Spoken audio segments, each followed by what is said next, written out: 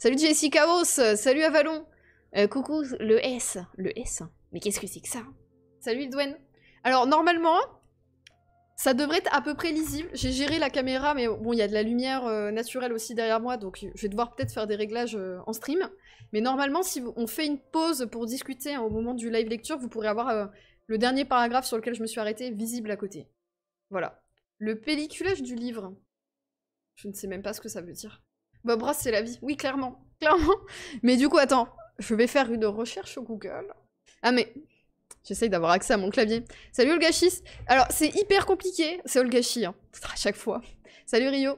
Le pelliculage d'un livre. Ah, c'est le protégé, c'est ça? C'est pour la couverture? Ah, c'est la finition de la couverture. Très bien. C'est parce qu'il brille. Oui, il brille à cause de la lampe qu'il a. Il a la fenêtre et la lampe dans la tête. Salut Alex Loud. Eh bien écoutez, j'ai appris un mot en ce début de stream, c'est beau. Mais voilà, en fait c'est très zoomé, le plan que j'ai fait, volontairement, pour que vous puissiez lire les paragraphes. Merci pour tes conseils sur la tablette graphique. Est-ce que ça t'a aidé? Parce que j'y connais pas grand chose en tablette graphique, mais je sais ce qui est utilisable pour des cours ou des choses comme ça. Salut D'Artano. Alors je vais attendre un peu que les gens arrivent avant de commencer vraiment la lecture. Et voilà, vous me direz si le son va bien et tout ça.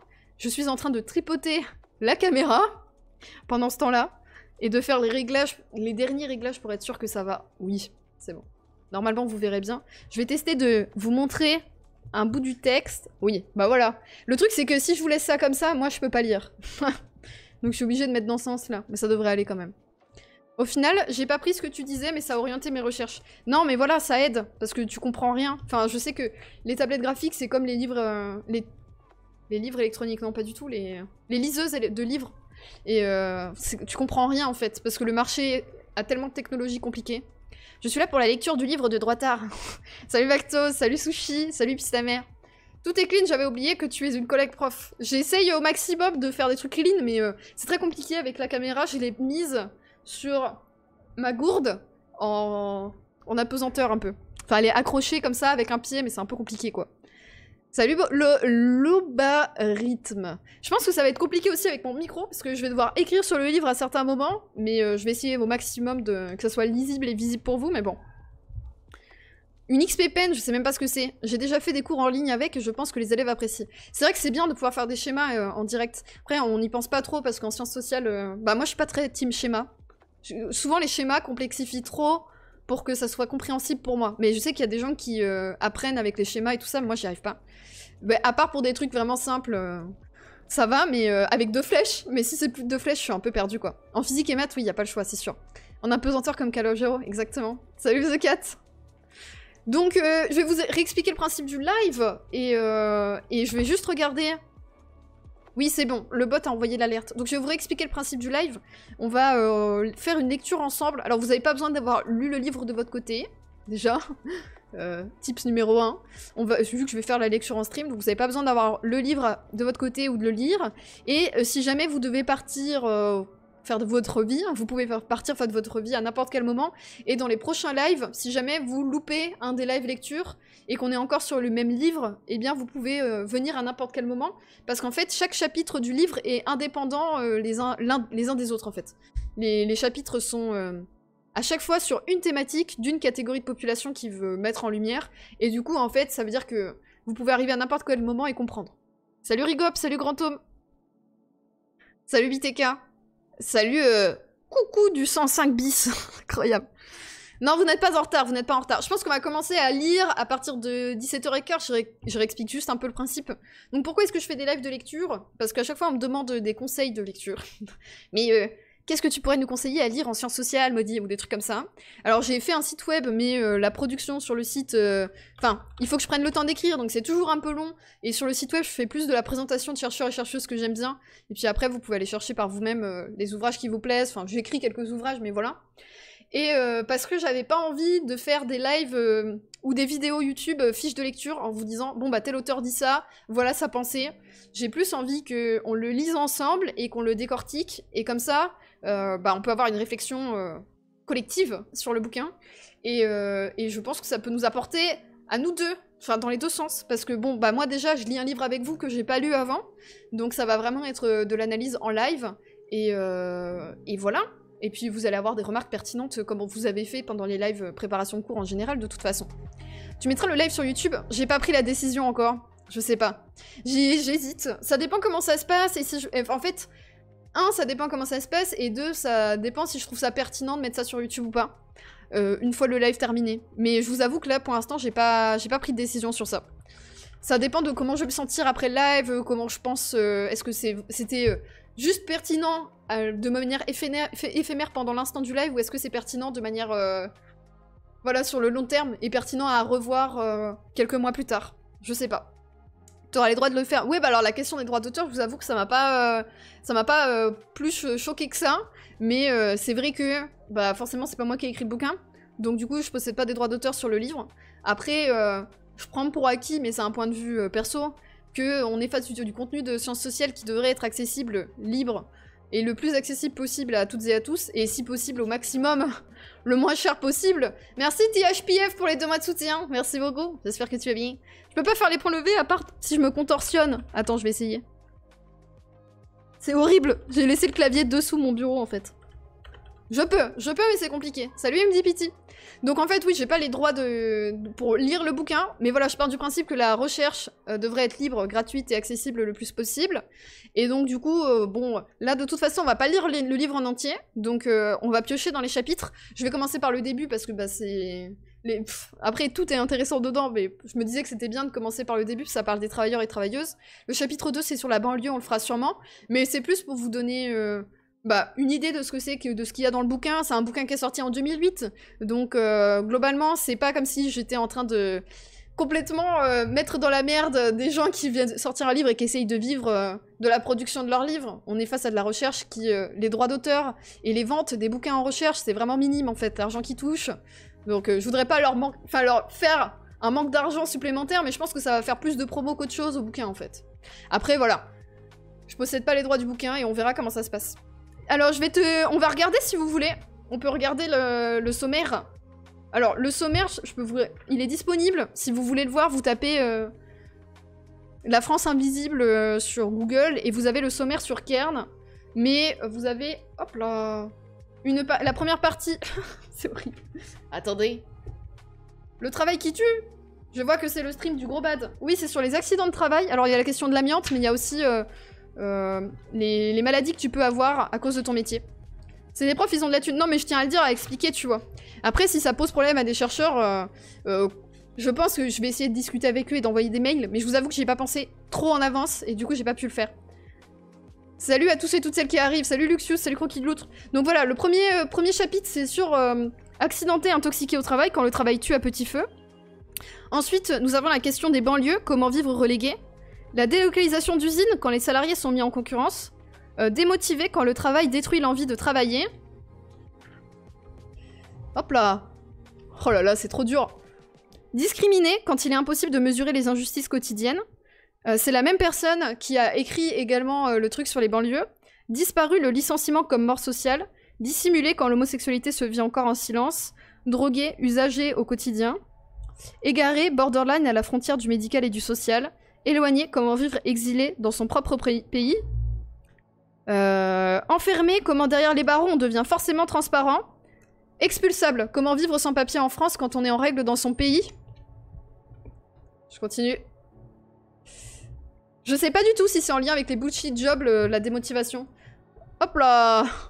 Je fais comme je peux. Expulsé, quand il n'est pas possible de refaire sa vie au pays après avoir été expulsé de France. Femme à domicile, comment les femmes au foyer sont souvent des chômeuses dans l'ombre. Les gars du coin, quand l'appartenance villageoise ne garantit plus l'insertion sociale. Bon, ça, j'ai déjà lu pas mal de travaux de Nicolas Renaï, c'est sur les sociabilités dans les milieux de campagne, en fait. Les milieux populaires de campagne. Gens du voyage, quand la caravane passe. Habitants des taudis, comment vivre dans un logement indigne. Handicapés, comment s'émanciper d'un corps diminué. C'est encore la même personne qui a fait sur les banlieues.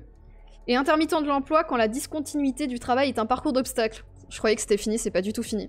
On n'a pas fini. Et il nous reste une page complète, l'angoisse. Jeune au travail, quand chercher un emploi, c'est découvrir l'inégalité entre les générations. Oublier de la santé quand la santé est une des choses les moins partagées. Hop là. Précaire du public, quand l'État est un patron voyou. Ah bah dis donc.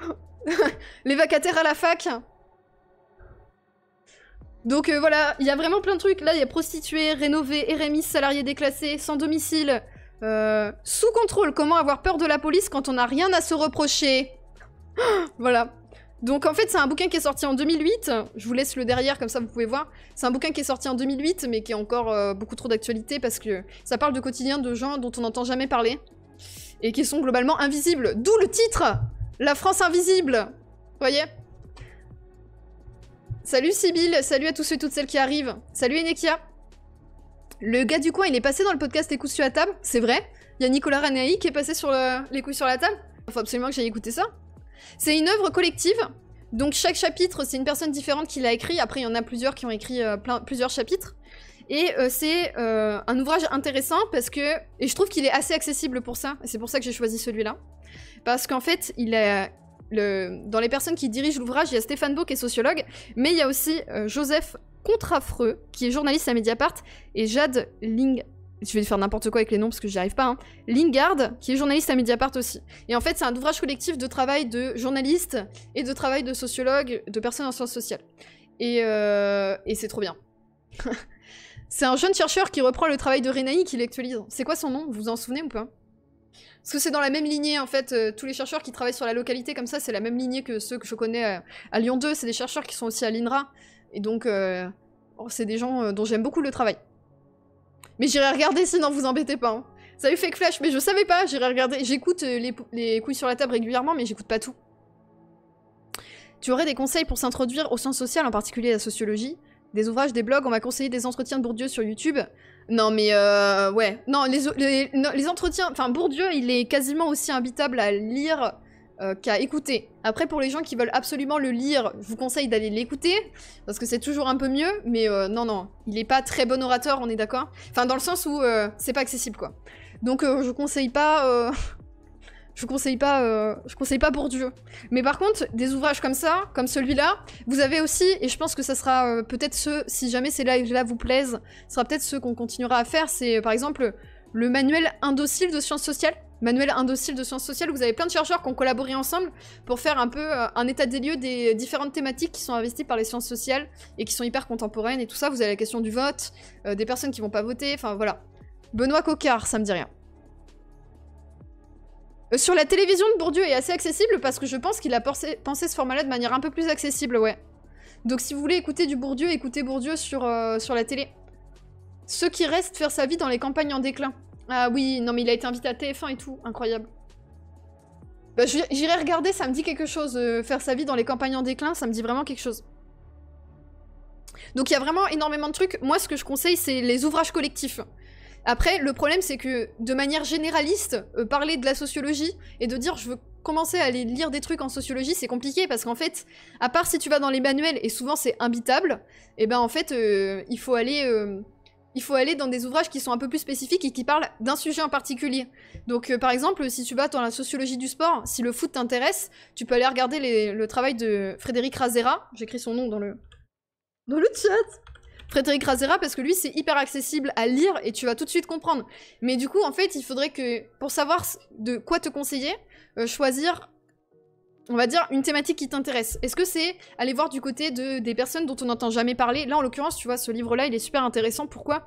Parce qu'il donne la parole à des personnes qui sont considérées comme marginales dans la société, dont on n'entend jamais parler, on connaît pas leurs conditions de vie, et en fait, elles sont reléguées au second plan. Donc du coup, donner de la visibilité à ces personnes-là dans un ouvrage de sociologie, ça fait que tu découvres énormément de choses, toi aussi, quand tu lis tout ça. Même si, par exemple, t'as déjà travaillé en fast-food, t'as eu des boulots difficiles, bah là, de le retrouver écrit dans un bouquin comme ça, avec des témoignages et une analyse scientifique, bah du coup, tu apprends quand même plein de trucs, quoi.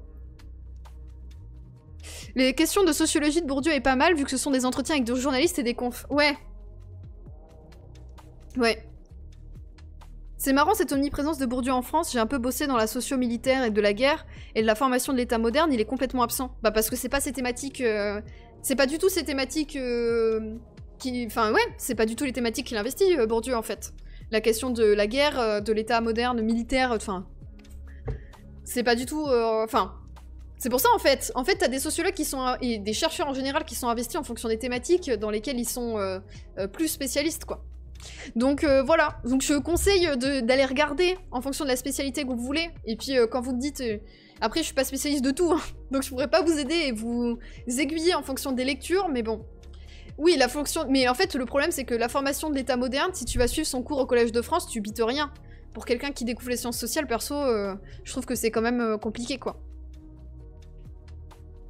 Je connais pas, par exemple, la sociologie de la santé et je pourrais pas t'aider, quoi. Mais c'est hyper intéressant, par contre.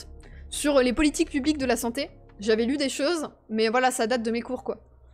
Je l'ai lu, mais je me suis accrochée, ouais, tu m'étonnes.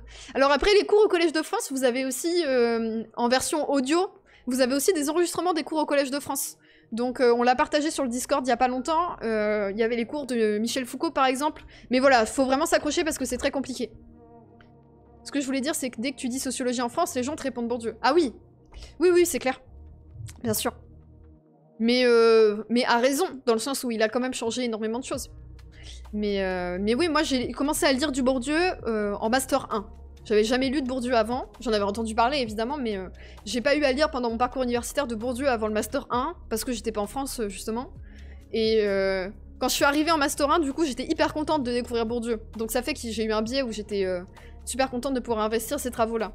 Mais si vous voulez regarder des travaux que je juge plus accessibles, en tout cas, après, la question de est-ce que c'est accessible, est-ce que c'est compréhensible, c'est très subjectif en fonction de votre parcours scolaire, parce que déjà, là, un bouquin de 600 pages, par exemple, c'est quand même un peu dense, quoi. C'est pas le truc non plus le plus accessible pour découvrir les sciences sociales.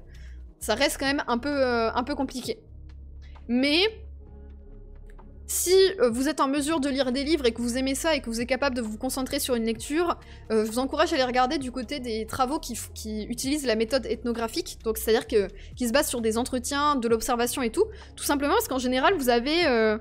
voilà, là par exemple j'ai pris un chapitre au pif, vous avez des citations en fait des gens. Là il y a écrit j'ai pleuré tant que j'en ai marre, yes, ça va être joyeux de lire ça. Mais du coup en fait vous avez des citations des gens, donc c'est assez facile à lire parce que vous avez les propos du chercheur ou de la chercheuse, derrière vous avez un extrait d'entretien qui illustre ces propos-là, ensuite une analyse, des propos, et en fait du coup vous avez tout le temps des illustrations par l'utilisation des entretiens. Donc c'est hyper agréable à lire. Non mais bien sûr que Bourdieu est connu à l'étranger, mais il n'est pas forcément étudié à fond, et pas de la même manière. Merci Simnico pour le sub, bienvenue à toi. Bienvenue à toi, merci beaucoup. Mais voilà, il y a plein de travaux qui sont accessibles, mais... la sociologie de la santé c'est vaste, ça va... de l'hôpital au dopage, aux évolutions de la perception sur notre corps. Moi, les trucs que j'ai lus en sociologie de la santé, c'est sur la question des politiques publiques. Et comment est-ce que les politiques publiques de la santé sont défaillantes, mettent pas assez de moyens et tout ça, et qu'est-ce que ça provoque sur le terrain pour les travailleurs de la santé. Mais j'aurais pas de nom de personne qui fait des études là-dessus qui me reviendrait direct, en fait. Faudrait que je cherche. Merci, Livelyne. Merci beaucoup. Bienvenue à toi sur ce live. Merci encore, Simnico et Livelyne. Des bisous. Donc voilà, qu'est-ce que j'ai d'autre à vous dire sur le livre? Je vais pas vous... J'avais commencé à lire de mon côté en fait, et c'est comme ça que je me suis dit que ça serait cool de le faire en live avec vous. Je vais baisser la luminosité parce qu'on n'y voit rien. Et en fait, j'ai lu l'introduction, on va pas lire l'introduction ensemble, pour une raison simple. C'est que en fait c'est la partie... Enfin je vous conseille quand vous lisez un livre de lire l'introduction, parce que c'est là qu'il y a tout. Pourquoi est-ce qu'on écrit ce livre ? Quels sont les enjeux? À qui est-ce qu'on veut répondre aussi? Quel est le manque dans les sciences sociales et pourquoi est-ce qu'on fait ça en fait? Et puis aussi un petit résumé de ce qui va se passer dans le livre. Mais comme on va lire le bouquin, là je vais pas vous le lire, mais sinon c'est hyper important d'aller regarder du côté de l'introduction, notamment parce que vous avez des questions de définition. Donc là par exemple, qu'est-ce que j'ai noté ici? Donc en fait pourquoi est-ce qu'ils utilisent par exemple, ils ont pas mal de temps où ils expliquent pourquoi est-ce qu'ils... Moi je lis les préfaces, ouais, les préfaces sont hyper importantes. Ça dépend par qui est-ce qu'elles sont écrites, mais les préfaces en sciences sociales sont souvent assez bien écrites. C'est la partie que je fuis lâchement à chaque fois. Bah en fait, souvent les préfaces te permettent de remettre en perspective, ça dépend des éditions, mais le travail de... Parce qu'en fait en gros, la préface, des fois, elle est faite des années après la vraie publication de l'ouvrage. Donc là, il n'y a pas de préface dans celui-là. Mais des années après, il y a une nouvelle édition dans laquelle les auteurs écrivent une préface pour dire « Ok, voilà comment je réinscris mon livre dans l'actualité contemporaine, quoi. 10 ans plus tard, on va dire, voilà comment je pourrais expliquer le principe de ce livre. » Et des fois, il y a des choses qui sont éclaircies, parce que la préface, quand elle arrive après publication du livre depuis plusieurs années, il y a aussi des fois où les auteurs et autrices vont répondre à des commentaires qui leur avaient été faits, des critiques, et du coup, des fois, il y a des éléments clés dans les préfaces. Et ça synthétise assez bien le but de l'auteur, des fois, la préface, pourquoi est-ce qu'il a écrit ce bouquin-là. Donc voilà, perso, je lis les préfaces. J'ai du mal à avoir des profs anti-Bourdieu. Hein? Pas mal m'expliquer qu'en fait, il avait aussi tué la concurrence. J'ai pas compris. T'as des profs anti... Mais ouais, mais t'étais à Paris 1. Je connais pas très bien Paris 1, par contre j'ai lu plein de gens de Paris 1, mais je connais pas Paris 1 plus que ça. Alors attendez, est-ce que je vous trouve un passage... Oui, donc là par exemple, il passe beaucoup de temps en introduction pour essayer d'expliquer la thématique du livre, et pourquoi est-ce qu'ils prennent ce sujet-là. Donc il y a pas mal de choses sur l'invisibilité.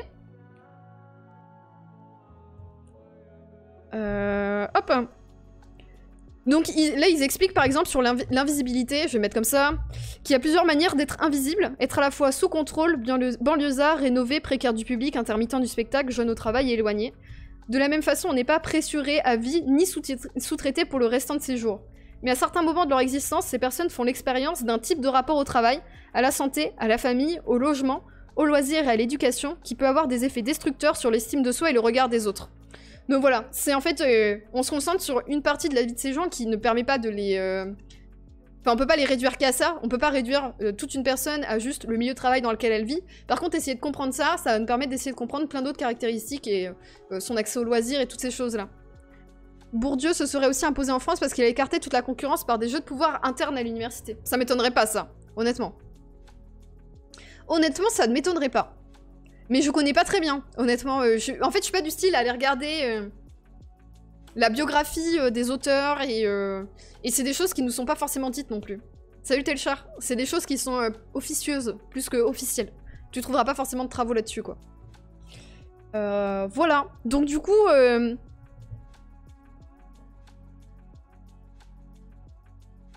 Là, par exemple, j'avais mis def dans la marge parce que, en gros, ils expliquent un petit peu le but de l'ouvrage. Ils écrivent l'invisibilité comme absence à soi-même et négation de sa condition sociale de dominer. Donc le fait de ne pas voir qu'on est dans une situation précaire aussi. Et dans l'autre, un geste revendicatif constitué par le sentiment de ne pas être pris en compte. C'est dans ces deux registres que se situe la France invisible. Donc justement, ils parlent des entretiens, de plusieurs sentiments qui reviennent dans les entretiens. La sensation de honte. Donc la honte parfois de devoir demander de l'aide, notamment de l'aide aux institutions étatiques. Le sentiment d'échec personnel, de découragement, de méconnaissance face à ses droits. Donc en gros là par exemple il y a une citation de quelqu'un qui dit « Je préfère me retrouver cul nu dans la rue plutôt que de demander secours. C'est sans doute le côté petit orphelin de l'assistance publique. » Donc voilà, par exemple c'est un RMI et un RMiste, donc c'est les gens qui... Enfin, le RMI aujourd'hui est devenu le RSA, mais c'est quelqu'un qui devrait avoir le droit au RSA et qui le demande pas.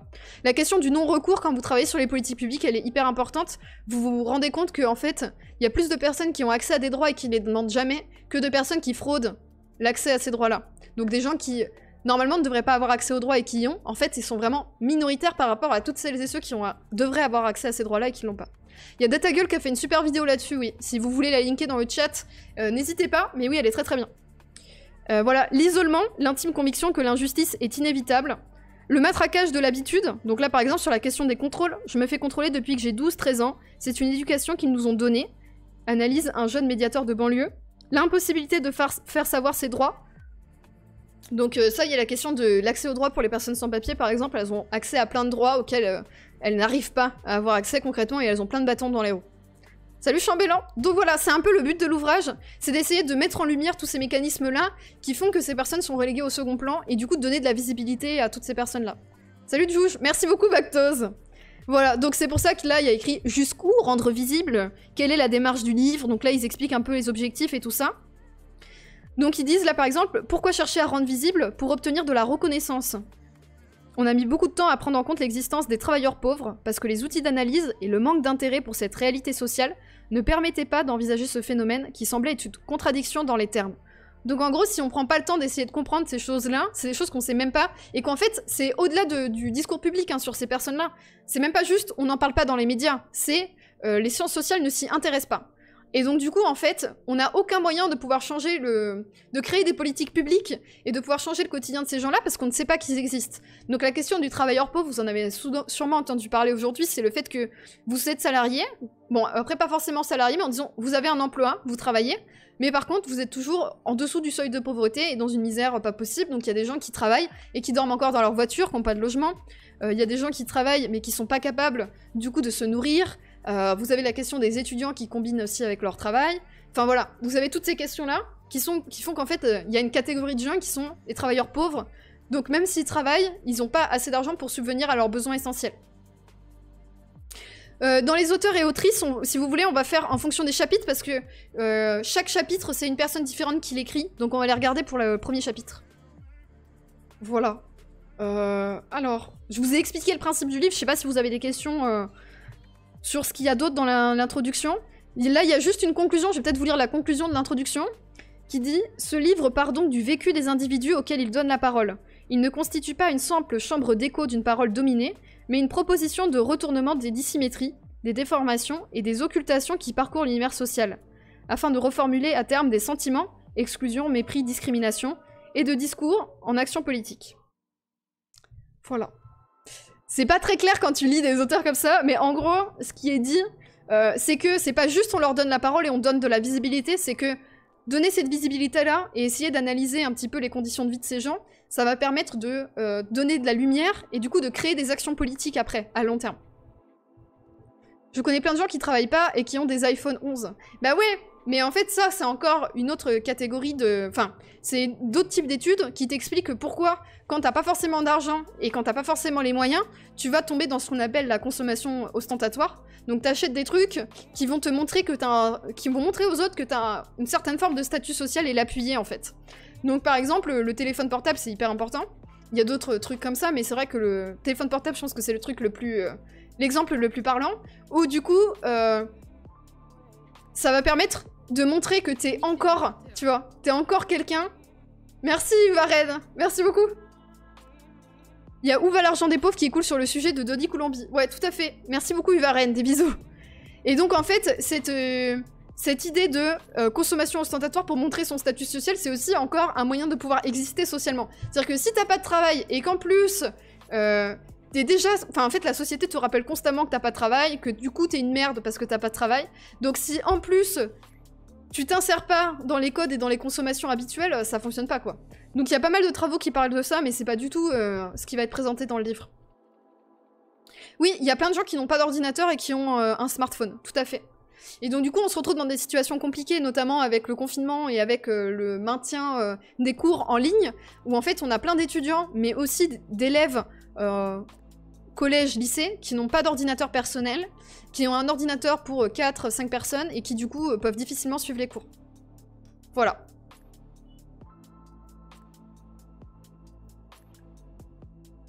Mais oui, le reproche de « t'as un téléphone, donc t'as un téléphone, t'as un smartphone, et du coup tu devrais pas te plaindre de tes conditions de vie », ça c'est clairement un mécanisme qui est toujours utilisé pour dire aux gens « bah du coup, arrête de te plaindre parce que tu fais ça », sauf qu'en fait ça ne permet pas de comprendre quoi que ce soit en fait. C'est un jugement moral qui est porté sur ces personnes-là, et qui permet pas de comprendre du tout.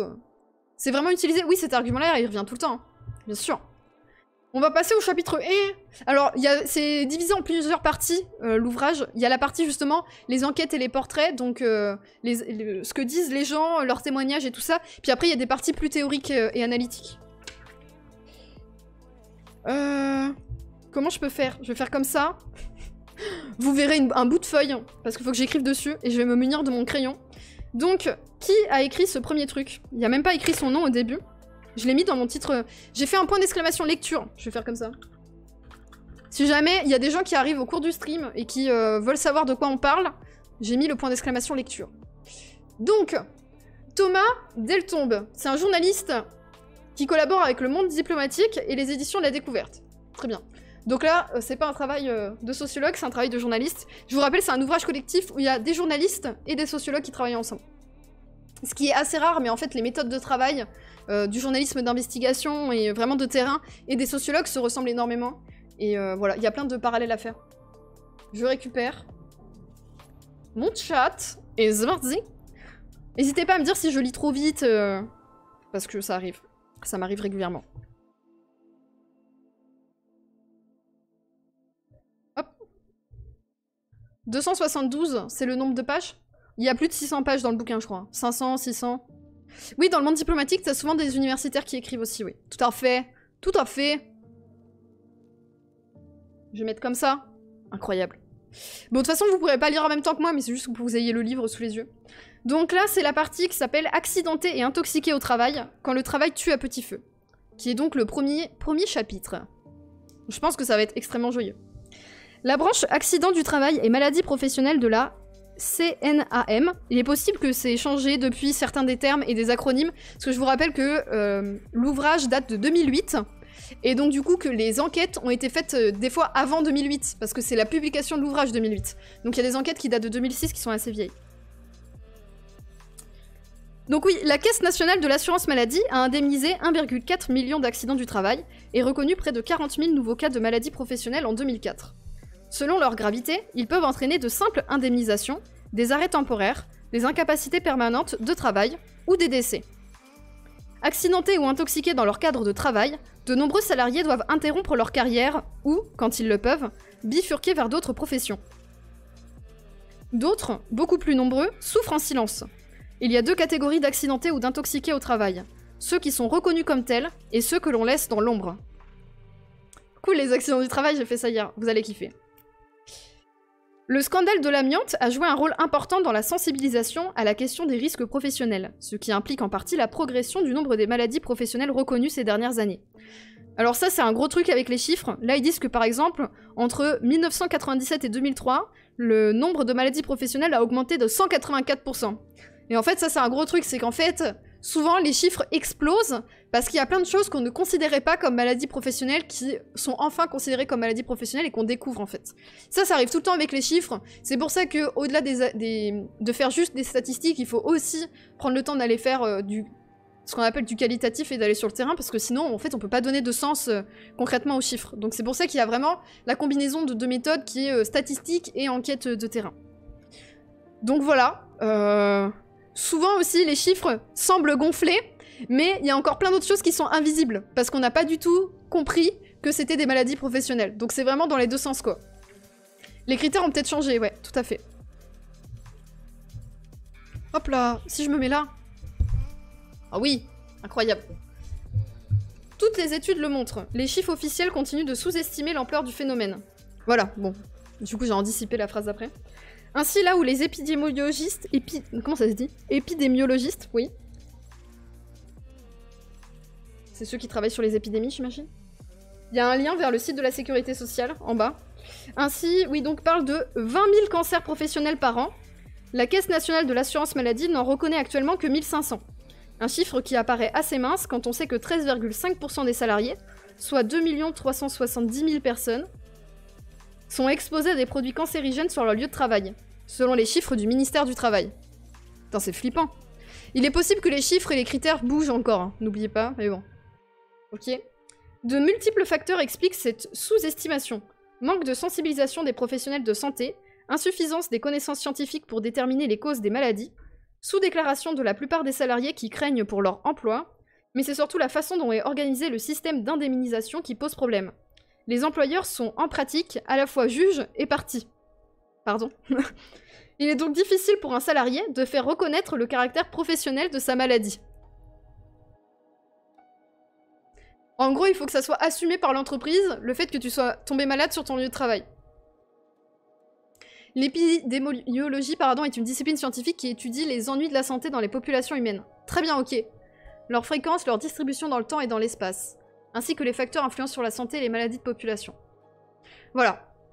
Bon alors j'ai lu encore 2 pages et après ça va être full découverte, mais j'avais déjà oublié ça parce que je l'ai lu il y a 2 semaines, c'est pour ça que je prends des notes sur les bouquins, donc vous allez voir la manière que j'ai de prendre des notes. Là par exemple j'ai mis un petit point à côté en me disant, ça il faut absolument que tu le renotes dans ton fichier après, quand je garde toutes mes notes sur mes livres, parce que je trouvais ça important quoi. Voilà. Là j'ai écrit, waouh, Donc j'imagine que c'est important. Alors là, on a le témoignage de Lionel. La boulangerie, l'asthme, l'enseignement. C'est à 27 ans que le père de Lionel a dû abandonner, contraint et forcé. Il a troqué son tablier contre un bleu de travail. Asthmatique, le boulanger est devenu ouvrier.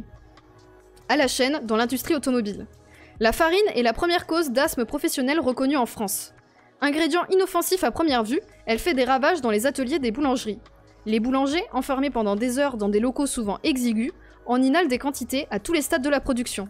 Phrasage, je sais pas ce que c'est, diffusion, fleurage, laminage. Bon, des termes techniques de boulanger que nous ne connaissons pas.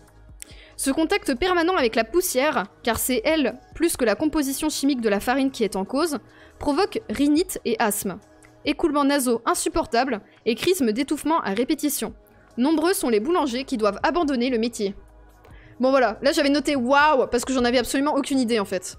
Donc j'ai découvert que la vie des boulangers c'était d'être dans la farine et la poussière, ce qui me paraît foncièrement évident, mais bon. Merci beaucoup Bamlouk. Bienvenue à toi. Donc le père de Lionel a donc dû abandonner, alors que Lionel n'était pas encore né. Mais il est resté fidèle à sa première passion. Là c'est une citation du père de Lionel qui parle de son père. Désolé c'est complètement flou parce qu'il fait le focus ici, mais vous avez... vous avez l'image quand même. Vous m'en voudrez pas pour la caméra. Il avait tellement d'amis qu'il passait notre... Il avait tellement d'amis qu'on passait notre temps dans les boulangeries quand on était petit, se souvient Lionel, les yeux pétillants.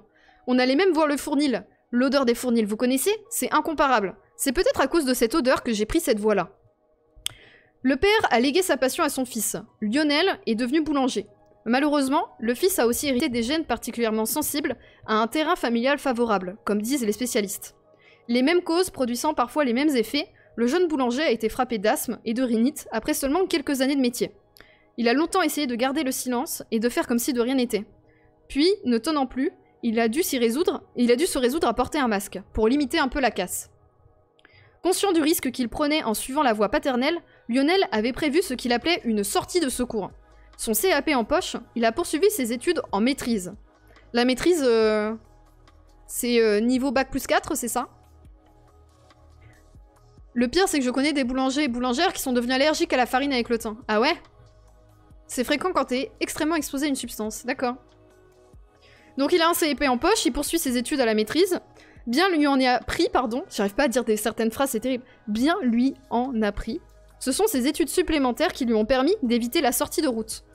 Lorsque le médecin lui a annoncé en 98 qu'il ne pourrait plus travailler en boulangerie, Lionel est devenu enseignant en boulangerie au centre de formation des apprentis de la faculté des métiers de l'Essonne. Celui qui faisait jadis des kilos de farine reste aujourd'hui à bonne distance du vilain produit, se contentant d'enseigner, de loin, les ficelles du métier aux apprentis boulangers. S'il affiche la mine réjouie de ceux qui s'en sont sortis, son sourire se fige lorsqu'on lui demande de raconter sa reconversion professionnelle. Un moment angoissant. Donc là, citation. « Le médecin aurait pu refuser que je reste dans la boulangerie, même comme professeur. Dans ces moments-là, on se demande ce qu'on va devenir. Livreur, chauffeur. » Là, la maîtrise, c'est pas niveau bac plus 4. C'est sans doute pas lié au bac, c'est après le CAP. Mais c'est pas après le CAP, tu refais 2 ans d'études? Je sais pas trop. J'avais l'impression qu'il y avait un truc comme ça. Il est devenu prof au CFA, exactement. On fait comme on peut, hein. Estimant qu'il s'en est finalement bien sorti, il énumère les avantages de sa situation actuelle. Grasse matinée, vacances prolongées. Merci Eric Zemoufle. Merci Eric Zemoufle pour les 10 mois de soutien. C'est le même niveau que le bac en niveau d'études. D'accord, ok. Très bien. Merci beaucoup Eric Zemoufle. Mais c'est pas lié au bac. D'accord, ok. Très bien. Estimant qu'il s'en est finalement bien sorti, il énumère les avantages de sa situation actuelle. Donc les grasses matinées, les vacances prolongées, la vie de famille. Mais on sent la déception entre les mots. Celle de n'avoir pu ouvrir sa propre boulangerie, le rêve de tous les gens du métier, le sien et celui de son père. Lionel nous fait visiter les locaux flambant neufs de la faculté des métiers. Il nous explique, parce qu'on lui demande, les meilleures manières d'éviter les productions de farine. Mais le sujet ne l'intéresse pas. Beaucoup. Ça arrive tout le temps en entretien. T'as grave envie d'avoir des réponses sur certains sujets, et les gens, ils en ont strictement rien à foutre. Ça m'arrive tout le temps. Bah, c'est drôle. À ce moment-là, faut pas forcer, quoi, ça sert à rien. C'est des années complémentaires d'études, ok. Ok. Il embraye rapidement sur les meilleures recettes, le temps de fabrication et l'art de décoration boulangère. Photo de ses dernières réalisations en main, Lionel devient tout à coup intarissable. Dans les immenses cuisines, quelques apprentis en blouse blanche se font la main sur de la pâte à choux. Au cours de la visite, Lionel nous présente Stéphane, le prof de pâtisserie. Lui aussi souffre de la farine. Il ne fait pas de l'asthme, précise Lionel, mais il a des crises de rhinite encore plus fortes que les miennes. Et comme Stéphane n'est pas pris en charge par la sécurité sociale, c'est Lionel qui lui fournit les médicaments. Citation. Les jours où je fais des démonstrations devant les élèves, je suis obligé de me shooter aux Zyrtec, s'amuse Stéphane en se prenant la tête dans la main. Sinon, je ressemble à Elephant Man. Et les élèves, on les prévient quand on voit des signes avant-coureurs de maladie, répond Lionel. Il vaut mieux quitter le métier à 16 ans qu'à 30. Il vaut mieux arrêter quand on n'a pas encore commencé. Très joyeux. Salut à tous ceux et toutes celles qui arrivent sur ce moment joyeux. On va passer à un autre type de maladie, après l'asthme et les rhinites des boulangers. On va passer à Daniel, ouvrier en col blanc. Je pense que ça va passer complètement à autre chose. À l'époque, je n'étais pas plus inquiet que ça. J'étais comme tout le monde, je ne portais pas le casque, je ne portais pas de lunettes. Daniel raconte ses souvenirs de chantier à Fos-sur-Mer dans les années 70. La sécurité n'était alors une priorité, ni pour les patrons, ni pour les ouvriers. Ça a l'air cool le monde du travail, hein. Vous avez vu ça? Salut cousin machin. Alors, citation encore, parfois même, on se faisait plaisir avec la grue, se souvient-il. Il y avait la chute libre, le gars nous laissait tomber avec la nacelle de 25 ou 30 mètres, et il nous rattrapait avec le frein. Je faisais ça dans les arbres enfants. Je suis tombée une fois, j'ai bien fait la maline. Hein. Mais ok, je vois qu'on prend des plaisirs simples. L'angoisse, quoi. Le temps de l'insouciance s'est brutalement arrêté pour Daniel dans une fonderie, un jour de 1981. Un axe en fer lui écrase la main droite et lui sectionne 4 phalanges. Yes. Après une longue convalescence... Ah. Je pense que tu es en retard de au moins 40 ans. Petite ambulance, mais c'est pas grave. C'est les chantiers, faut que ça s'amuse. Un axe en fer lui écrase la main droite et lui sectionne 4 phalanges. Pourquoi j'ai relu ça? Horrible. Déjà, je l'ai lu, je trouvais ça horrible et je l'ai relu. Très bien. Après une longue convalescence et d'indicibles souffrances, sa main reste à jamais handicapée. Malgré les greffes qui masquent quelque peu la mutilation, il ne peut plus plier les doigts. Citation. Je ne vous cache pas que je n'aime pas présenter ma main. J'ai longtemps hésité à serrer la main des gens. Il y a toujours des poignes de fer, et puis il y a un petit peu de honte aussi. On ne devrait pas, mais on a toujours un peu honte. Avec un taux d'invalidité à fixer à 40%, le premier obstacle que Daniel doit franchir après son accident est celui que lui tendent ses patrons. Ils veulent le licencier pour inaptitude médicale. Pardon. Attention, citation. Oui, ils ont pas parlé des allergies, mais ils ont parlé de la farine, oui. Ils ont pas parlé de la poussière de sucre, par contre. Citation. Ils m'ont dit, va à la Cotorep, commission technique d'orientation et de reclassement professionnel. Ils vont s'occuper de toi, ils vont te reclasser. Se souvient Daniel. Ça, c'est un peu dur, surtout qu'à la Cotorep, il n'y a pas beaucoup d'emplois. Pas beaucoup de beaux emplois, en tout cas. Parce que les patrons qui prennent des emplois Cotorep sont surtout intéressés par les gros avantages qu'il y a derrière. Aller à la Cotorep, ça veut dire quitter le monde réel, le monde du boulot, et entrer dans le monde des handicapés. Alors quand ils m'ont dit ça, j'ai bondi. C'est hors de question, je suis chez vous, je reste chez vous. Waouh. Je ne sais pas comment ça marche les taux d'invalidité non plus, qu'est-ce que ça veut dire 40% d'invalidité? Là par exemple, ça aurait été bien qu'il y ait une note de bas de page qui t'explique.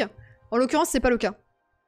Mais en fait, en fonction du taux d'invalidité, je sais que tu peux continuer ton poste de travail, ou alors tu peux le continuer, mais avec des conditions pour que ça soit adaptable. Ça en arrivé à un ami à moi aussi, il a une maladie professionnelle, il s'est fait virer de sa boîte car il pouvait plus travailler. Aujourd'hui, c'est la MDPH, oui, tout à fait. C'est plus la Cotorep. Mais du coup, quand on dit bande de Cotorep aux gens, c'est extrêmement violent. On est d'accord? Comme insulte. C'est littéralement des gens... Waouh. Genre... Je sais pas, je vais rester sur cette découverte de la véritable signification de l'insulte Cotorep, qui n'est donc pas une insulte, mais tourner en insulte, c'est horrible. C'est très moche d'utiliser ça comme insulte, c'est clair. Ton taux est calculé selon l'évaluation de ton handicap, donc c'est fait, enfin en tout cas moi mon père il avait fait ça avec la médecine du travail, il y a un pourcentage qui va te dire est-ce que tu peux encore continuer à ce poste-là, est-ce que tu as le droit à une indemnisation, enfin voilà. Attends, il y a quelqu'un qui a expliqué le taux. 40%, ça veut dire qu'il ne peut utiliser ma main qu'à 40% de son utilisation normale. Voilà, ça va jouer sur l'indemnisation, c'est ça. Ah oui, non, mais c'est clairement validiste comme insulte. Espèce de mutilé par ton travail, ouais, c'est drôle. Il y a beaucoup de patrons qui se foutent de la gueule des cotorep. Ah bah j'imagine. Donc, on continue. Donc, Daniel, ses patrons menacent de le virer pour inaptitude médicale. Et là, Daniel obtiendra gain de cause. Après 4 mois de stage, on lui confie un poste de responsable sécurité sur les chantiers. Oui, c'est ça, en général, t'as le droit de te reformer. Et donc, du coup... T'avais déjà jamais entendu ça, bande de cotorep? Si, mais je savais pas exactement ce qu'il y avait derrière. Je savais pas exactement ce qu'il y avait derrière. Enfin, je savais que c'était une insulte sur le fait, sur le handicap, mais je savais pas plus que ça, tu vois. Mon père le cachait à ses employeurs, il préférait risquer de ne pas avoir de poste adapté pour pouvoir trouver du travail. Moi, je comprends. Mais oui, normalement, t'as le droit d'avoir des formations pour retrouver un poste adapté. C'est ce qu'a fait mon père, par exemple. Voilà. Donc, il est devenu responsable sécurité sur les chantiers. C'est l'époque, le début des années 80, où certaines entreprises commencent timidement à se soucier des accidents de travail et à comprendre qu'elles perdront moins d'argent à prévenir les risques, qu'à financer une armée déclopée. Pris dans cette révolution culturelle balbutiante et placé sous les ordres d'un cadre très intéressé par ces questions, Daniel change d'optique. Il suit les conférences et des formations et se passionne pour la prévention des risques professionnels. Le vocabulaire de Daniel évolue aussi. Celui qui ne mettait pas de casque quelques années plus tôt est maintenant chargé de faire respecter le port des protections individuelles sur les chantiers et de mener des campagnes de sensibilisation sur les gestes et postures. Cette position ambiguë ne plaît pas à ses anciens collègues. Citation : « Quand vous reprenez un poste où vous dépendez uniquement du patron, les syndicats voient ça d'un mauvais œil, souligne Daniel. Ils n'aiment pas qu'on impose des choses. Ils n'aiment pas qu'on réprimande les ouvriers. »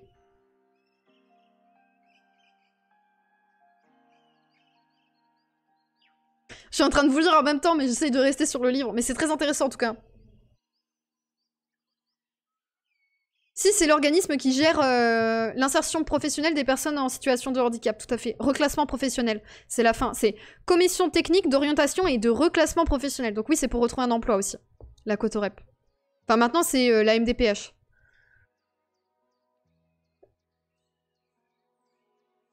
Responsable sécurité suisse à un accident terrible, c'est un comble du patron? Mais non, c'est parce qu'il s'est formé, parce qu'il s'est mis à s'intéresser à ça à cause de ce qu'il a vécu. C'est pas du tout ironique, moi je trouve. C'est justement pour éviter d'autres accidents comme ça arrivent, quoi. Il s'est mis à travailler dans la prévention. C'est pas mal.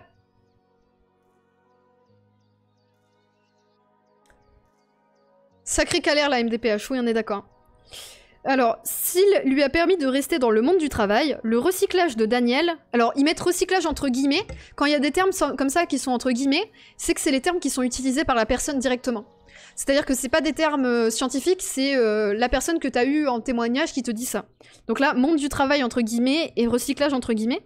Le recyclage de Daniel l'a donc propulsé aux frontières de deux mondes, entre col blanc et col bleu. Chargé de faire respecter la sécurité des ouvriers à la demande des patrons, Daniel utilise instinctivement la métaphore footballistique. Citation : « C'est comme un arbitre sur un terrain. C'est dur, mais si on tire pas le carton jaune de temps en temps, chacun fait un petit peu ce qu'il veut. » S'il regrette que beaucoup d'ouvriers rechignent à intégrer les bons réflexes, l'arbitre sait bien que les patrons ne jouent pas franc jeu. La prévention des accidents de travail, certes pour le bien des ouvriers, mais c'est aussi une habile stratégie des patrons pour se protéger, remarque le responsable sécurité, bien conscient qu'il peut à tout moment devenir un coupable idéal. Ah bah oui, ça peut lui retomber dessus du coup s'il y a un accident. Putain. Mais oui, j'avais pas pensé à ça, mais du coup il a la responsabilité vu qu'il était censé gérer le truc quoi.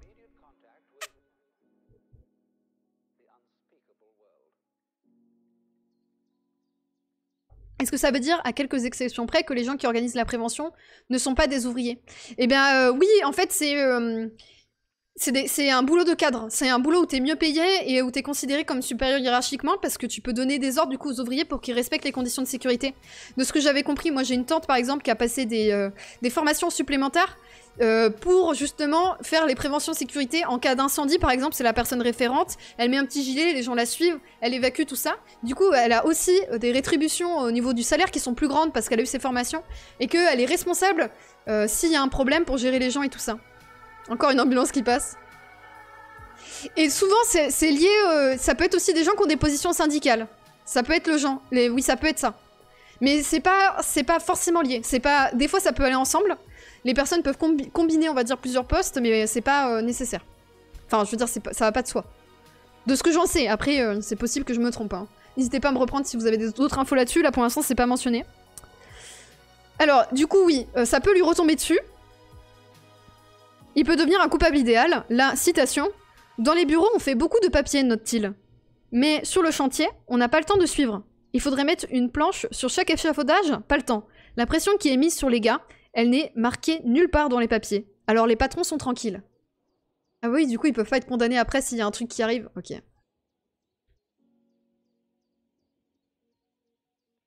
Si tu es responsable sécurité, environnement, sûreté sur ton entreprise, tu deviens responsable en cas d'accident. Mais le patron a normalement une part de responsabilité également. Très bien. Ok. Oui, il est pas considéré comme cadre, il a pas le salaire, ouais. J'ai un pote qui a sa formation, mais il est pas cadre. Non, non, non, c'est ça. Mais par contre, ils sont quand même au-dessus des... Enfin, ils ont des trucs au-dessus des ouvriers, quoi. Il a pas de salaire, par contre, c'est chaud. Il y a 3 catégories d'invalidité. Une première catégorie où tu continues à travailler de manière adaptée, où tu es particulièrement indemnisé, le cas d'un ami à moi qui a eu un cancer au cerveau. Une deuxième catégorie où tu es totalement invalide au travail et tu perçois une pension proche de ton salaire, cas de mon père ex-ouvrier du BTP. Et une dernière où tu as une bonne allocation où il finance une auxiliaire de vie. Par exemple, le cas des handicaps lourds. D'accord. La condamnation des patrons est possible, mais très compliquée à démontrer. D'accord. Oui, c'est ça, c'est légèrement au-dessus d'ouvrier. Ok. Ok, donc là il dit, par rapport au fait que l'accélération des cadences, elle se retrouve pas dans les papiers, donc ça va être dur de prouver qu'il y a des problèmes. L'accélération des cadences se double d'une terreur permanente chez les ouvriers. Citation. Tous les gars aujourd'hui, ils ont peur d'être virés, alors ils ne vont pas aller déclarer un tour de rein. Ils savent très bien qu'il y a plein de gens qui attendent pour prendre leur poste et que les patrons n'hésiteront pas une seconde pour les remplacer. Les gars souffrent en silence, mais ils ne l'avoueront jamais. Et puis les gens sont fiers dans le monde ouvrier malgré tout. Fiers de ce qu'ils peuvent faire. Et ils n'osent pas déclarer qu'ils ne peuvent pas faire ci ou ça. Yes. Plaisir. Je reconnais pas du tout des gens là-dedans. On continue. Après avoir longtemps alterné les casquettes de chef de chantier et de responsable de sécurité, Daniel a quitté la Provence pour la Normandie. Et il est définitivement passé du côté des bureaux. Mais celui qui a commencé tout en bas continue à s'identifier au monde ouvrier, dont l'a éloigné une barre de fer trop tranchante. Par fierté, il n'a jamais pris une journée de repos pour apaiser sa souffrance. Pour éviter d'être refoulé, il n'a jamais parlé de son handicap à son employeur. Mon patron actuel m'a embauché par téléphone, je ne l'ai vu qu'une fois depuis, il ne sait rien de mon accident. Ses collègues ne lui font pas plus de remarques, même s'il jette parfois un œil discret sur sa main droite. Je suis comme tout le monde, conclut l'ouvrier en col blanc, presque comme tout le monde. Yes. Je pense que je vais avoir envie de chialer à certains passages du bouquin. Ne soyez pas choqués. Là, je suis en mode, oh mon dieu, c'est horrible. Merci beaucoup pour toutes les infos que vous mettez dans le chat. Hein. J'essaye de lire au maximum. Là, je pense qu'on va pouvoir déglinguer ce chapitre et passer au suivant. On passe au prochain témoignage. André, la difficile reconnaissance d'une maladie professionnelle. Ah, on sait pas quel est le boulot de André. Hein. Ok. Un gros point d'interrogation. Au bout du fil, le docteur Coué, médecin à Esperanza, laisse notre question en suspens. Mais il n'a pas l'air mécontent qu'on l'appelle, car la même question le taraude depuis quelque temps. Y a-t-il un lien entre les produits chimiques utilisés à Effisol et les maladies dont souffrent plusieurs anciens salariés de cette entreprise? La rumeur circule qu'à Esperanza et dans les villages environnants, le docteur Coué... Ah pardon, il y avait un point. Donc du coup, apparemment, il y aurait des maladies liées aux produits qui sont utilisés dans une entreprise, mais ça n'est qu'une rumeur. Ah non, ouais, moi aussi je croyais que ça allait être le burn-out. Je compatis, je suis pareil, c'est pas grave, on pleurera ensemble. Voilà.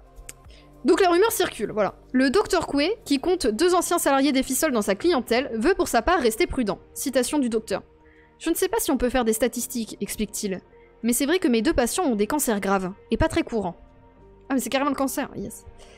Petite ville de 2000 habitants, Esperanza a connu son heure de gloire dans l'entre-deux-guerres. Capitale française du chapeau de feutre, ses 14 usines... 14 faisaient à l'époque travailler 3000 ouvriers. Mais après la guerre, la plupart des usines ont disparu, victimes de la mode des têtes nues. C'est vrai. Moi, j'ai jamais porté de chapeau, par exemple. Mon dieu. La culpabilité, tu sais. C'est à cause de toi que ces usines ferment. Hein? Bravo. D'autres, comme celles que l'on connaît aujourd'hui sous le nom d'Effisol, ont été reconverties à la fin des années 60. Rachetée par un entrepreneur local, l'usine de chapeaux est devenue une usine de polyuréthane expansé. une mousse isolante utilisée notamment dans la fabrication des véhicules frigorifiques. Les trucs de Picard, là? Très bien. C'est ainsi que Jacques, André, Simone, René, Louis ont été embauchés au tournant des années 70. Âgés d'une vingtaine d'années, parfois moins, ils n'étaient pas mécontents de trouver un emploi dans cette région sinistrée. C'est vrai ça, qu'est-ce que tu faisais en 40? Moi je culpabilise facilement. Hein. Je culpabilise facilement de pas faire assez. Ça sent pas bon. Ouais, là ça fait un peu peur là. Ça a l'air de se situer au sud de Carcassonne. Ah, vous êtes en train de chercher sur Google Maps, c'est beau. Peut leur importer les conditions de travail et les produits chimiques qu'ils utilisaient continuellement. Citation. À l'époque, c'était pas moderne comme c'est maintenant, se souvient l'un d'entre eux. C'était tout manuel. Les bidons de 200 litres, on tirait, ça tombait par terre, on mettait dans des cuves et on mélangeait.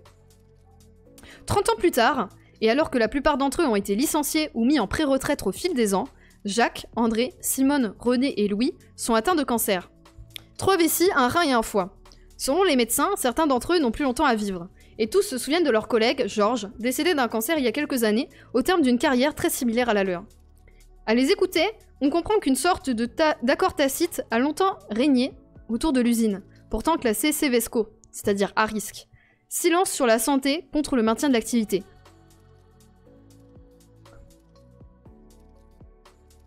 Je sais pas faire l'accent du sud sans être cliché. Attends, non, ça s'écrit avec un S. Céveso. Céveso, j'ai eu du mal à lire. Je voulais reprendre la phrase justement parce que j'ai eu du mal à lire. Alors, en gros, c'est une usine classée à risque où on a passé complètement sous silence la santé des travailleurs et travailleuses pour qu'on puisse continuer à maintenir l'activité. Céveso? Je sais pas comment ça se dit. Céveso? Céveso? On continue. Une équation classique qui fut implicitement reconduite à chaque changement de propriétaire et à chaque vague de licenciement.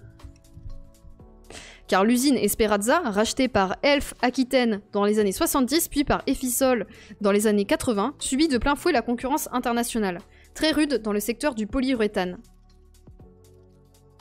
Les effectifs ont fondu, passant de 140 salariés au milieu des années 70 à 18 seulement 30 ans plus tard. 18 ?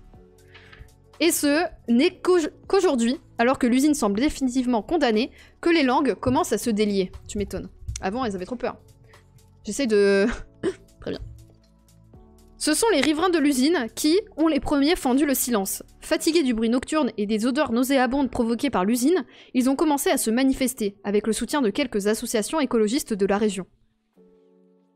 Yes.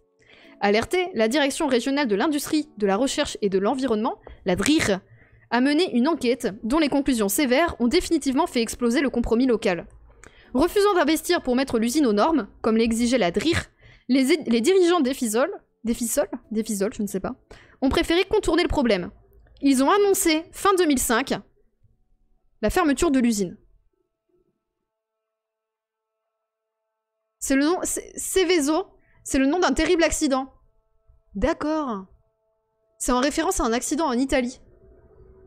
D'accord. Ayant grandi dans une ville très industrielle, je me reconnais dans ce que tu déclares. Pas un mal de dos ou des douleurs articulaires, tu sors cassé en deux ou tu te tais. Ouais, c'est ça. C'est ça, tout à fait. Oui, oui, parce que si t'as mal au dos et que tu te fais arrêter, de toute façon, tout le monde dit que t'es fainéant. T'as tout le monde qui te tombe sur le dos et c'est la merde. Enfin, littéralement. J'ai pas voulu utiliser 2 fois le même mot, mais voilà. Ah bah voilà, plus de problème s'il y a plus d'usine. C'était le nom de la ville en Italie, d'accord. Du côté des salariés atteints de cancer, c'est André, le plus jeune des 5 malades, qui a remué le souk, comme il dit. Le jour où, en avril 2005, il a découvert sa maladie. Des dizaines de séances de chimiothérapie et des heures de recherche sur internet plus tard, il est convaincu que ce sont les produits qu'il a utilisés pendant ses 30 ans de carrière à l'usine qui sont responsables du mal sournois, entre guillemets, donc c'est lui qui le dit, qui le ronge. Il cite des composés chimiques au nom assez obscur pour le profane. Donc là encore des citations. Aminique aromatique, isociatane, chlorure de méthylène, polyol, etc. Merci. Attendez, je vais regarder la catastrophe de Céveso. Est une catastrophe écologique et sanitaire qui s'est produite en juillet 1976 dans le nord de l'Italie. Un nuage d'herbicides contenant des produits toxiques s'échappe d'une usine chimique et contamine les alentours, provoquant à la fois des hospitalisations pour les enfants des communes voisines, dont celle de Céveso, et la mort de plusieurs dizaines de milliers d'animaux d'élevage. Waouh. Salut Casté, salut à tous ceux et toutes celles qui arrivent. D'accord. Maintenant, les usines classées Céveso sont des usines identifiées comme à risque. Voilà, c'est ça. C'est ça. C'est ce qu'il disait là dans le bouquin. Mais en fait, c'est vrai qu'il manque de notes de bas de page parce que ça, par exemple, t'as envie de chercher pour comprendre. Heureusement que j'ai un chat Twitch. Oui, comme l'accident à Toulouse, ouais. C'est la banlieue de Milan, donc masse personnes touchées. D'accord. C'est joyeux. Peut-être que les sujets après sont plus joyeux. Après, c'est la banlieue. Hein. Là, on finit et puis on enchaîne direct sur la banlieue. Je pense que ça va être intéressant. Banlieusard, comment vivre relégué. Je continue l'histoire des salariés atteints du cancer, là, et des différentes... Donc, il a fait des recherches sur Internet, il cite les composés chimiques, on comprend pas les noms, de toute façon. Et il entend bien faire reconnaître son cancer comme maladie professionnelle. Une démarche qui ressemble à un parcours du combattant, comme il a pu s'en rendre compte il y a quelques mois, lorsque sa demande a été rejetée par la sécurité sociale. Citation. « Il est très difficile de faire reconnaître une maladie professionnelle », admet la direction des risques professionnels de la Caisse nationale de l'assurance maladie à Paris. Surtout quand l'exposition aux produits date de plusieurs années et quand l'entreprise a changé de main. Il faut recueillir des archives ou des témoignages. C'est très compliqué. Donc en fait, c'est vraiment le tips, quoi. Quand tu vois que tes salariés commencent à crever, paf, discretos, tu fermes l'usine ou tu changes de salarié, comme ça c'est bon, ça devient compliqué. Ah, c'est chaud. André, qui a dressé la liste des produits qu'il a manipulés tout au long de sa carrière, a constaté qu'elle ne correspondait pas à celle qu'a fournie la direction d'Efisol lors de l'examen de son dossier par la sécurité sociale. Oh, waouh.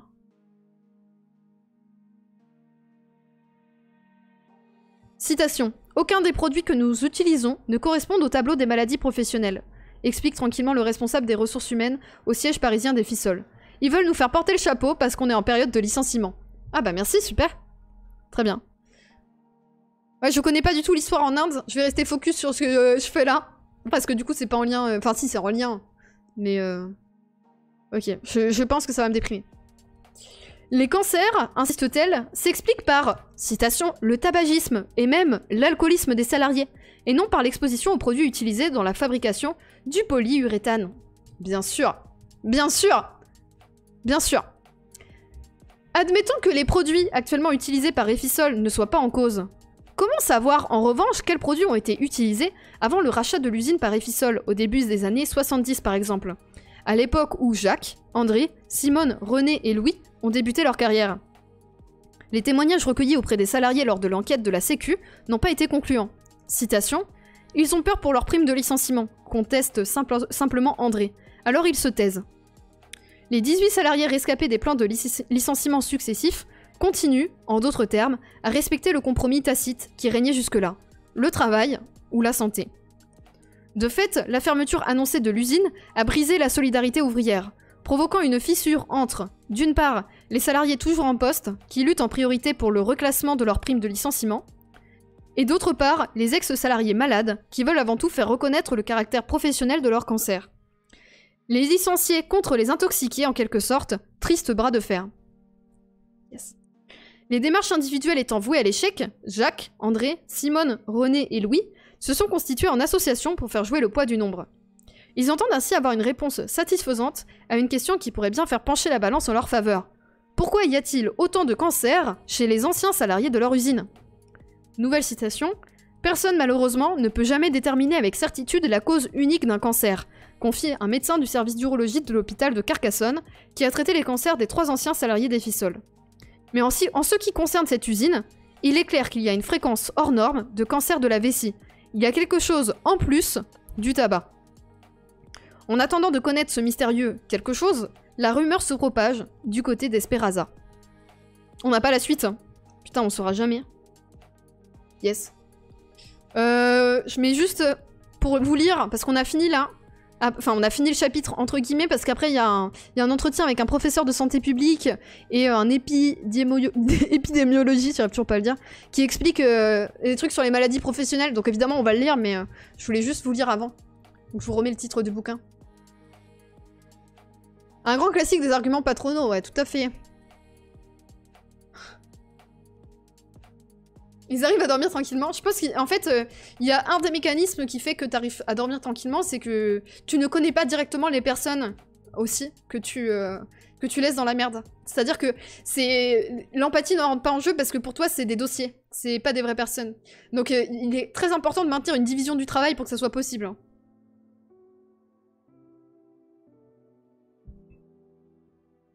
Je travaille dans le domaine de la santé au travail et je peux te dire que les directions qui cherchent à cacher les merdes sous le tapis, il y en a pas mal. Ça m'étonne pas. Je connais une pote qui bosse dans une usine de papier, dans le Doubs. Elle fait des horaires 5 jours sur 8, un jour matin, 2 jours soir, 2 jours soir et 2 nuits. Il y a des problèmes d'insomnie et tout. Pour lui, c'est normal de galérer quand tu travailles. J'ai essayé de le raisonner, mais pour lui, c'est normal comme situation. Bah, parce qu'il a peut-être pas forcément le choix dans ce qu'il peut aller bosser, quoi. J'ai plus le chiffre exact, mais un colloque, un chercheur était revenu là-dessus pour expliquer que la reconnaissance de maladies professionnelles était tellement complexe que la mortalité imputée au travail était largement sous-estimée, alors qu'elle est déjà très haute. Ouais, c'est ce qu'il disait au début de l'ouvrage. Les industriels jouent sur des divers facteurs de risque et d'exposition au cancer pour refouler toutes les demandes. Et il faut des mobilisations collectives très puissantes pour y arriver. Mais c'est exactement ça qu'il disait au début, que c'est largement sous-estimé, même si les chiffres des statistiques sont explosés parce qu'on a de plus en plus de choses qui sont reconnues en maladies professionnelles, ça reste terrible. C'est une histoire à cliffhanger. Bah du coup, comme le livre est sorti en 2008, on pourrait aller chercher. Hein. Je trouve un peu dégueulasse que pendant mes études faites sur ces molécules-là, les usines continuent leur activité tranquillement. Pendant que les études sont en train d'être faites, oui. Oui, bah oui. Parce que du coup, on sait pas si ça risque ou pas, donc on peut continuer. Donc attends... Ça s'écrit comment? Espereza, commune de France.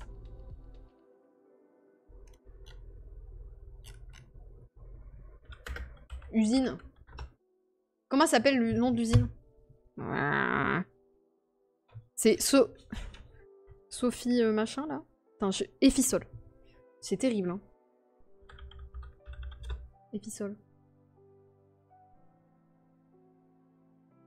Alors, j'ai une news qui date de 2013. C'est la plus récente que j'ai. Je clique.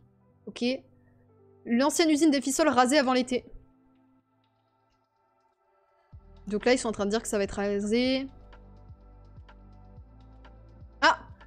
S'il a aujourd'hui tourné la page, Antoine Pozzo a engagé un autre combat, défendre ses anciens camarades d'usine et des riverains qui ont déclaré des cancers. Ah, mais les riverains aussi? En attendant l'épilogue judiciaire de ce bras de fer enragé avec l'industriel, l'usine est peu à peu démembrée. Donc on n'a pas la... On sait pas. On sait pas. L'enquête est toujours en cours depuis 2007. Peut-être qu'entre 2007 et 2013, il n'y a pas de nouvelles, mais entre 2013 et 2020, il y a des nouvelles, mais en tout cas, ils en ont pas fait un article de journal. Donc je sais pas. Désolée. Dans la vraie vie, on n'a jamais la fin de l'histoire, c'est horrible. Ça me rappelle un peu les mécanismes pour nier qu'Adama Traoré était mort de l'intervention policière. Ah bah bien sûr. Oui, complètement. D'ailleurs, il y a une nouvelle expertise médicale qui est tombée et qui dit que justement c'est le plaquage ventral qui a causé sa mort. Avant, il disait non, mais en fait, il avait des problèmes antérieurs de respiration, alors qu'en fait, il a un cœur de sportif et voilà. Mais c'est terrible, bien sûr. Tout ça pour passer entre les rails du filet, hein. Les chiffres sont sous-estimés, c'est parce que les scientifiques veulent être plus prudents. Ouais, bah tout à fait. Mais du coup, le combo lobbyisme, on va dire, de la part des entreprises, plus les scientifiques qui veulent être prudents, parce que ça peut aussi se retourner contre eux, ça fait que c'est très très long, quoi. C'est le même argument pour nier les suicides au travail, c'est vrai. Bah, sauf que là, en l'occurrence, on va dire, la mécanique est la même avec le cas des expertises médicales pour protéger l'institution policière avec Adama Traoré, mais en fait, il y a en plus un mécanisme de racisme systémique qui entre en jeu que là, là, on n'a pas, quoi. Là, c'est juste du mépris de classe, quoi. On passe à l'entretien avec le professeur de santé publique, épidémiologiste à l'INSERM, co-rapporteur du rapport Effets sur la santé des principaux types d'exposition à l'amiante. Très bien. Qui avait abouti à l'interdiction de l'amiante en 1997. Incroyable. Quelqu'un qui a fait quelque chose d'important. Donc il s'appelle Marcel Goldberg.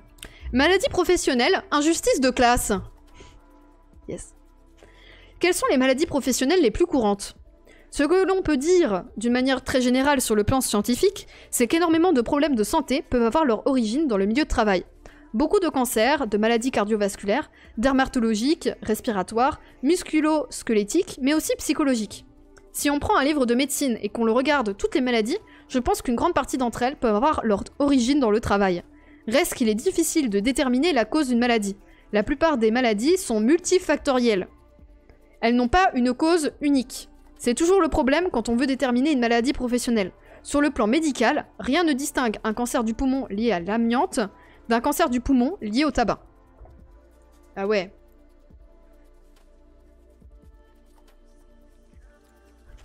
Le souci, c'est comme tu peux pas scientifiquement donner la cause d'un cancer pris isolément, sauf dans de rares cas, le fait que le cas de chaque plaignant soit examiné individuellement protège les entreprises. D'où le fait de se regrouper, c'est ça. C'est quand il y a des mobilisations collectives que ça bouge.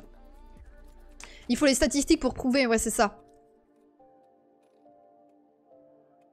Oui, je sais que les riverains ont pas mal de problèmes avec les usines. Il y a des gros problèmes dans plein de villages de France avec les usines à côté.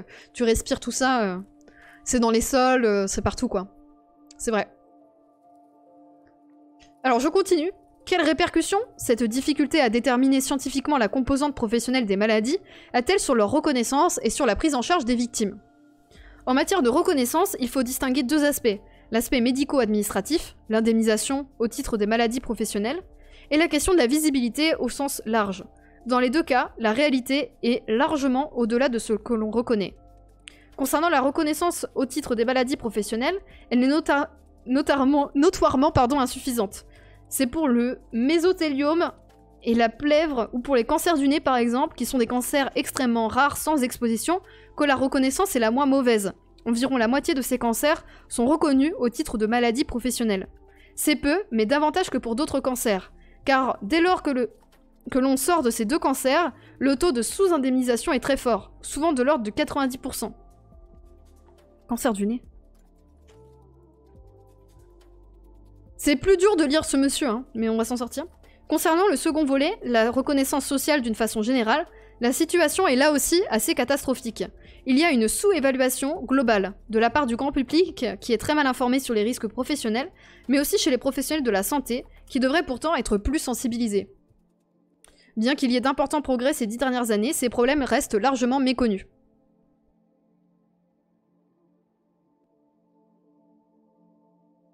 Tout le monde s'en fout, oui c'est ça, c'est ce qui est dit, tout le monde s'en fout. Yes! Ah, les poissons qui meurent, souvent c'est un bon indice pourtant. Si vous avez sur ces questions, vous avez Annie Moni, sociologue de la santé à la retraite, qui est top sur ces questions. Je connais pas du tout.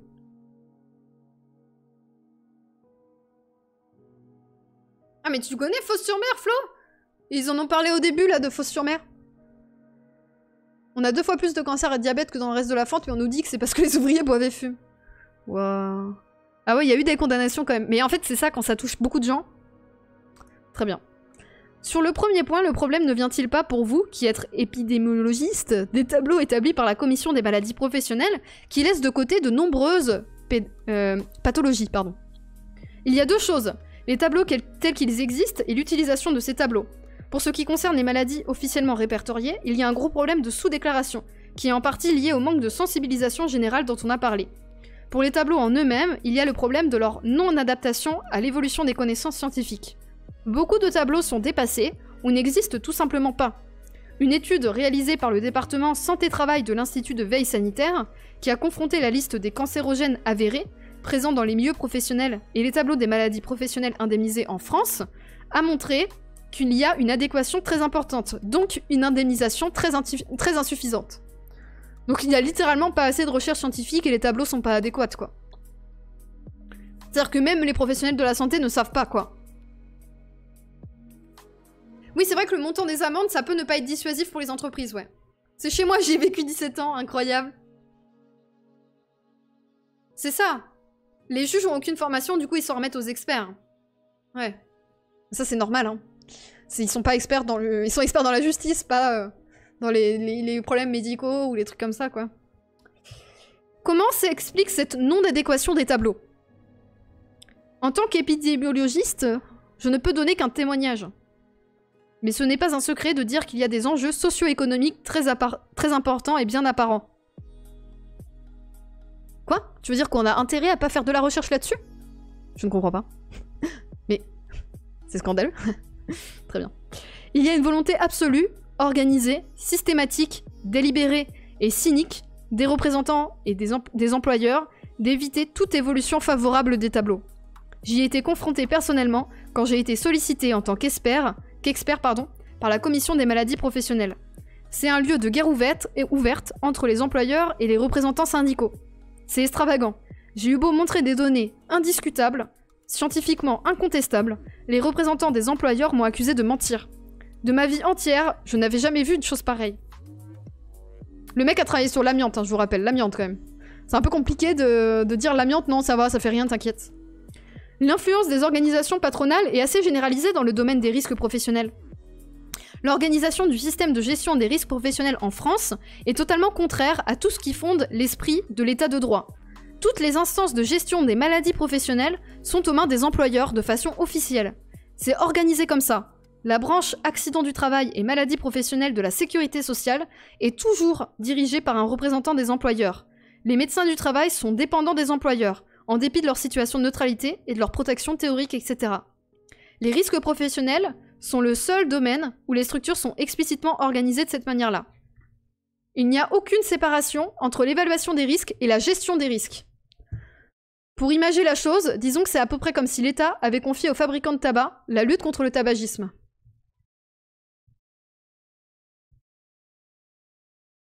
Yes. Yes! Yes! Il y a des juges experts en finance, pourquoi il n'y aurait pas des juges experts en médecine? Je savais même pas qu'il y avait des juges experts en finance. Incroyable.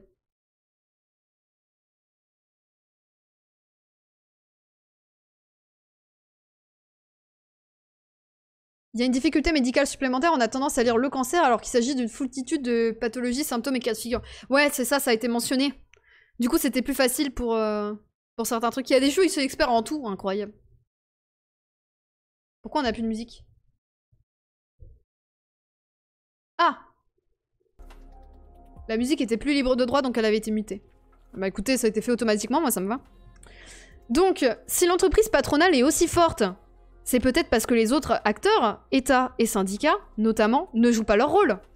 Aucun gouvernement ne souhaite partir en guerre contre les employeurs. L'État reste très en retrait et préfère souvent se protéger plutôt que de faire avancer les choses. De plus, il y a un grand désintérêt pour la question et très peu d'engagement financier. Vous savez combien il y a de médecins inspecteurs du travail? Une quarantaine dans toute la France. Et ils ne sont même pas fonctionnaires. Ils sont contractuels, donc très mal payés. Par rapport aux autres pays européens, la France se trouve dans une situation de sous-développement total en matière de gestion des risques professionnels. Quant aux syndicats, ils ne sont traditionnellement jamais intéressés à ces questions. En période de plein emploi, ils revendiquent des primes. En période de chômage, ils veulent conserver les emplois. C'est parfaitement légitime, mais cela a marginalisé les problèmes de risques professionnels pendant très longtemps. Ils le reconnaissent d'ailleurs, et aujourd'hui, encore, ils tiennent des positions extrêmement ambivalentes. Ouais, mais c'est encore soit le travail, soit la santé, quoi. C'est chaud. Désolé pour le lien vers l'Epic Game Store qui est venu de manière automatique. Faudrait peut-être que je le désactive. Attendez, je suis à 2 clics de le désactiver, donc je peux faire ça.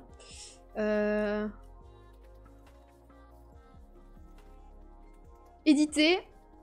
Pas de timer, voilà. L'État a laissé des représentants des industries de l'alcool s'occuper de la prévention, donc pour changer.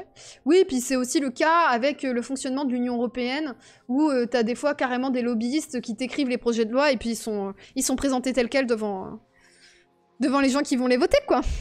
Je veux dire, c'est pas si déconnant. Sur les cancers, je vous conseille chaleureusement le bouquin L'abominable secret du cancer par Frédéric Thomas. Je connais pas du tout.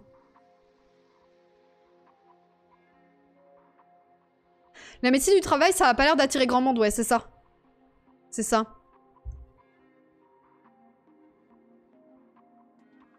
Bonjour Noctamaskai et tous ceux et toutes celles qui arrivent, merci beaucoup pour les follow. On continue. Les victimes de l'amiante ont récemment manifesté avec des slogans évoquant une injustice de classe. Vous partagez cette analyse? S'applique-t-elle à toutes les maladies professionnelles? Je le sens très fort. Et l'exemple de l'amiante est assez frappant. Alors qu'on avait dit et répété que l'amiante était avant tout un problème professionnel, les médias n'en ont parlé qu'au moment où est apparu le problème de Jussieu. Je l'ai souvent dit, l'amiante est devenu un problème public quand les universitaires ont eu peur pour eux et leurs enfants. Tant que ce n'était que des ouvriers, on n'en a pas beaucoup parlé. Et cette logique demeure. L'affaire de l'amiante a fait avancer beaucoup de choses. Elle a fait évoluer les mentalités. Mais en dehors de l'amiante, la santé au travail reste largement méconnue et occultée. Il y a les sources après. C'est déprimant. Ah, justice de classe, on savait, mais maladie de classe, maladie professionnelle, injustice de classe. Mon dieu. Très bien. Eh bien écoutez, je vous mets le titre. Putain, j'ai plus de place pour me mettre, c'est n'importe quoi. Je vous mets le titre du prochain. Ouais, je sais qu'il y a encore de l'amiante au Canada, je me souviens. La médecine du travail, c'est vu comme ceux qui ont foiré la voie pour devenir généraliste. Déjà que généraliste, c'est pas hyper bien vu non plus. On n'est pas dans la merde, hein. Eh ben écoutez, je sais pas ce que vous en avez pensé, mais c'était quand même hyper intéressant. Il est 18h21. Nous avons un chapitre sur banlieusard, comment vivre relégué, qui fait 10 pages. Franchement, on peut se le faire. On peut enchaîner avec le deuxième chapitre, c'est juste qu'il va falloir que je change le titre. Donc je vais changer le titre pour que les gens qui arrivent puissent suivre. Alors, hop là, je récupère ma souris.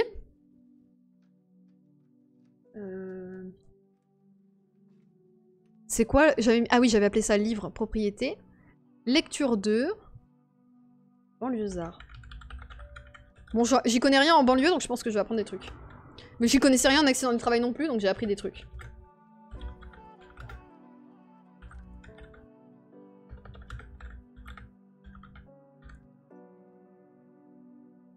Ouais, le premier chapitre était intéressant et vous avez vu, c'est accessible. Est-ce que vous avez compris à peu près tout ce qui était dit? Moi, je trouve que quand même, ça va. Il y a certains moments où j'ai un peu bugué sur des phrases, parce que je connais pas tous les mots, mais ça arrive tout le temps, ça. Stéphane Beau, c'est celui qui a écrit 80% et au bac et après, tout à fait. Qui est là. Et en fait, les autres personnes qui ont coécrit, il y a aussi beaucoup de journalistes. Hop. Donc là, le titre, c'est bon. Oh putain, je viens de vous fermer. Je viens de fermer la page. Quel sac. Je vais réouvrir de l'autre côté. J'ai fermé mon live Twitch, enfin mon dashboard. Je vais remettre le dashboard. Alors, tableau de bord des créateurs. Parce que sinon, je peux pas vous voir. Voilà, et je vais réouvrir pour mon Tipeee. Et ça sera bon. Donc, je vais changer mon titre de stream. On va mettre banlieusard sur le...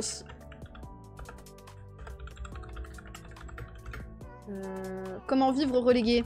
Je sais pas si ça loge. Si, c'est bon. Incroyable, ça loge dans le titre de stream. Ah ouais, là, le chat Twitch a failli finir relégué aussi. Tout à fait. J'ai complètement fermé la page de manière... impromptue. Impromptue. Le chapitre était assez accessible. Stéphane Beau, c'est un bon vulgarisateur, il est accessible, je suis d'accord. Si vous voulez découvrir la sociologie, vous pouvez aller lire Stéphane Beau. Non, moi j'ai du mal à être à l'aise pour lire personnellement. À voix haute, parce que je trouve ça très difficile en fait comme exercice. Attendez. Tu peux faire le focus, s'il te plaît? Il refuse de faire le focus. Je trouve ça super difficile. Je sais pas, il y a une espèce de truc où j'ai tellement l'habitude de lire vite dans ma tête que de prendre le temps de lire à voix haute, c'est quand même un exercice compliqué. C'est quelle caméra que je suis en train de... Ah oui, je suis pas en train de toucher la bonne caméra. Ah oui, le truc qui s'est passé à Rouen, c'est pareil en fait. À Rouen, on a très peu d'infos sur ce qui s'est passé avec l'usine là. Est-ce que vous avez des infos? Il y a des gens de Rouen, j'ai l'impression. Alors attendez. Hop là. Voilà. On va mettre à 52, ça devrait être bon.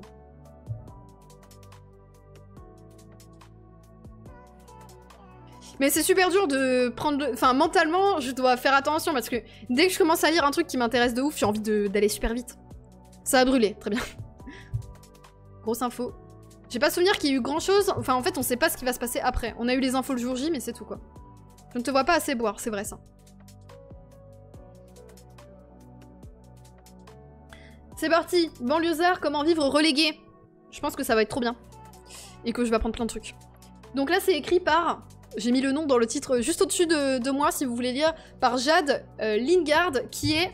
Attention, j'ai la description derrière. Journaliste à Mediapart. Voilà. Il y a aussi des historiens, des sociologues dans le bouquin, mais en l'occurrence, elle est journaliste à Mediapart. Il y a Chirac qui est mort en même temps, donc du coup, on parlait que de ça, je me souviens.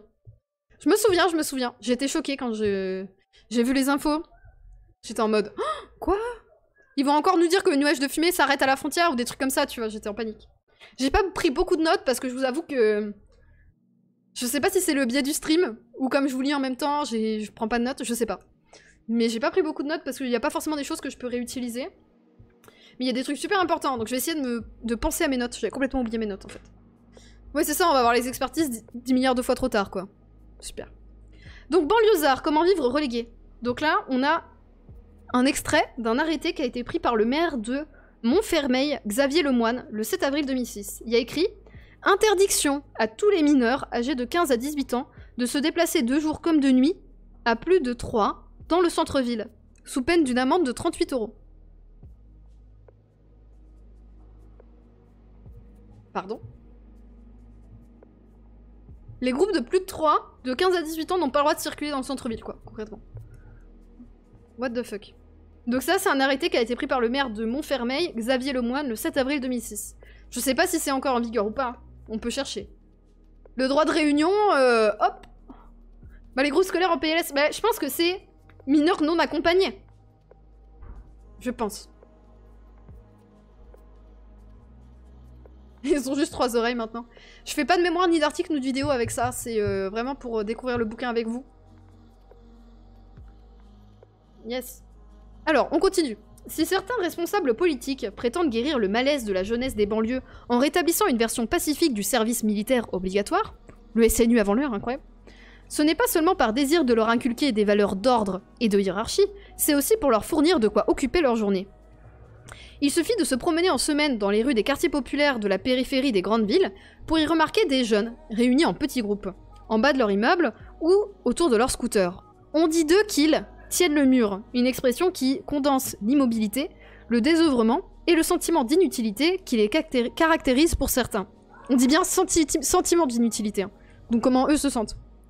Cette oisiveté plus ou moins démonstrative les transformerait en figures dangereuses à contenir. Le récent arrêté du maire de Montfermeil, en Seine-Saint-Denis, en est une spectaculaire manifestation. Ainsi, pour certains jeunes de banlieue hexagonale, la relégation prend la forme d'un excès de temps libre sans loisir pour l'occuper. Des soirées passées dans les villes, après 21 h, où plus rien n'est ouvert, des week-ends reclus dans des halls d'immeubles, et des vacances écoulées dans les cités voisines. Parfois, mais pas toujours, en rupture scolaire, ou en recherche d'emploi, ils se trouvent assignés à un lieu de vie qui leur pèse, sans grands moyens pour s'en détacher. En découle un double sentiment d'éloignement et d'enfermement, accentué par le sous-équipement des services publics. À Clichy-sous-Bois, il n'y a ni gare, ni ANPE, donc c'est Pôle emploi, ni caisse d'allocation familiale. La difficulté à trouver sa place dans l'espace public local, et la perception parfois très négative qu'ont les locataires des cités HLM de leurs voisins immédiats, propriétaires de pavillons et autres habitants de résidences. Non, c'est sentiment... Il y a écrit sentiment d'inutilité, désœuvrement. Je pense qu'elle parle directement des jeunes, mais je suis pas sûre. C'est ce que j'ai ressenti en lisant. On va voir, je pense qu'en fait, elle a un extrait d'entretien, c'est un jeune de banlieue qui parle. Donc on va voir directement là. À propos des vacances. Moi, je me prenais toute seule en étant mineure, hein. Mais dans mon village, en centre-ville, je pouvais pas y aller, quoi. Fallait une voiture. Si j'avais pu aller au centre-ville, j'y aurais été, c'est clair. Il me semble que l'arrêté avait été déclaré illégal, hein, tu m'étonnes. Mais rien qu'il a volonté... En fait, même si ça passe pas, tu vois, qu'il ait la volonté de faire ça, c'est quand même... ça en dit quand même beaucoup, quoi. C'est chaud. Alors, vacances à Aubervilliers. C'est parti. Ahmed a 23 ans. Aujourd'hui investi dans le travail social, il raconte son enfance et son adolescence dans une cité d'Aubervilliers. Une rupture s'est produite dans sa vie le jour où il a été privé de vacances. Une brutalité vécue par le jeune adolescent qu'il est alors comme très injuste. On commence une citation qui fait un paragraphe entier. Dans la famille, nous étions 5 enfants. Mon père gagnait 1 000 € par mois. Impossible de tous nous mettre dans un centre de loisirs, parce que ça coûte 5-6 € par tête, plus le goûter. Donc tu es obligé de rester chez toi. C'est ce qui t'amène à la voyoucratie. À ce que tu n'aurais jamais voulu être. La voyoucratie. J'avais jamais vu ce terme. Incroyable. Attendez. Je vais écrire sur un livre. J'espère que ça va pas vous choquer. J'ai pas de... C'est pas grave. Ah si. J'ai failli faire tout tomber. Ma trousse est là, je cherchais ma trousse. Normalement, j'ai une petite règle. Oh là là. Plat. Monstre! Ça va, vous êtes pas choqués là? J'ai sorti mes post-it au cas où. La voyoucratie. À l'école, les élèves se racontaient leur week-end, ce qu'ils avaient vu au cinéma. Moi, j'avais passé mon week-end dans un bâtiment. Pour les vacances, j'allais dans la famille, à Clos-Saint-Lazare, à Stein, dans une cité encore plus chaude que la mienne à Aubervilliers. À la rentrée, quand les autres revenaient en banlieue, ils étaient bronzés. Nous, notre bronzage, c'était nos cicatrices. Une fois, avec mon grand frère et ma petite sœur, nous sommes partis en colo, avec une auberge vacances, un organisme municipal. L'année suivante, on devait repartir en avril. Dès décembre, dans le RER, on en rêvait. Et un jour, j'ai reçu une lettre à mon nom. J'ai ouvert. Mon dossier était refusé, car mes parents n'avaient pas tout payé. Cette lettre, ça a été la fin du monde. C'est là que je suis partie en vrille. J'avais 14 ans, le système m'avait abandonné. Alors je suis rentrée dans mon système à moi. S'il fallait que je tape quelqu'un, je le tapais. C'était l'instinct de survie. Parfois j'arrachais un sac à main, parfois je n'avais pas envie de parler gentiment. C'était un truc qui était là et qui me bouffait. Mon père me parlait, mais je ne l'écoutais pas. Je me disais, jamais je ne serai comme toi. Me raconte pas tes salades. Yes. Yes. Ma première garde à vue, elle a duré 78 heures. Pardon? C'est beaucoup, non? C'est beaucoup? De toute façon, il y a des juristes dans la salle. J'attends le regard des juristes. Je vais vous mettre comme ça vous pourrez mieux voir. Même si vous lisez pas en même temps que moi, j'en suis sûre, mais je suis perdue. Il faut... Voilà. C'est illégal? Attends. On va lire la suite, parce que ça me semble énorme. Hein. Ma première garde à vue a duré 78 heures. Je m'étais battue avec un mec de la BAC qui avait tapé mon copain. J'avais 14 ans. Après, ce fut une garde à vue tous les 5 jours. Bagarre, drogue. Des fois, au réveil, je me sentais bien. Je me disais... Allez, je vais à la mission chercher un taf. Et là, à peine sortie, je me faisais choper, menotter, fouiller et amener au commissariat. J'ai jamais rêvé de faire ce que j'ai fait. Quand tu rentres chez toi après avoir piqué 15 sacs à main, quand t'as traîné mémé sur 150 km, tu te dégoûtes. Le regard de mes parents quand j'ai arrêté l'école, ils ont vu que ça devenait grave. Quand je faisais les gardes à vue, je leur disais que j'avais passé la soirée avec ma copine. Mais ils me voyaient revenir sans lacets, sans ceinture. Physiquement, je changeais, je durcissais. Je devenais un peu comme un animal, j'avais l'esprit de vengeance. À un moment, j'étais plus riche que mes parents. Et peut-être que j'avais plus d'oseille que tout le bâtiment. Et un jour, mon père m'a dit « Tu as 1 semaine. Si t'as pas un boulot, tes affaires seront dehors. » J'ai pensé à mon parcours. À son parcours, pardon. Il était venu d'Algérie. Toute sa vie, il avait travaillé. Il n'avait même pas le droit de vote. Je me suis mis à travailler dans les poissonneries à Rungis. Je dormais sur les quais entre 4h et 6h30 car je n'avais pas de moyen de transport entre chez moi et Rungis. Dormir dans le froid sur les quais, c'était une mauvaise expérience, mais le sourire de ma mère, c'était des milliers de dollars. Yes. Yes! Je sais pas si les modifications sur le temps de détention en garde à vue sont récentes, mais je sais que c'est vraiment chelou. 48 heures max, 72 heures pour le terrorisme. 92 heures le max? 96 heures maintenant? C'est pas illégal, mais c'est pour terrorisme ou bande organisée. D'accord.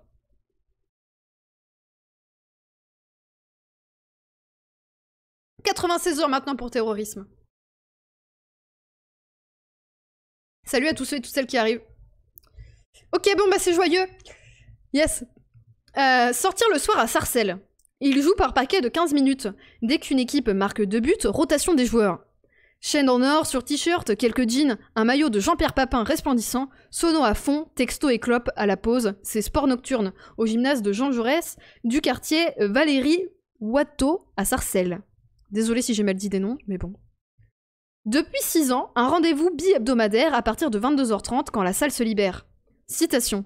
Ça a parfois duré jusqu'à 3h, 4h du matin, sourit un habitué, représentant de la vieille génération, celle des trentenaires. Un éducateur.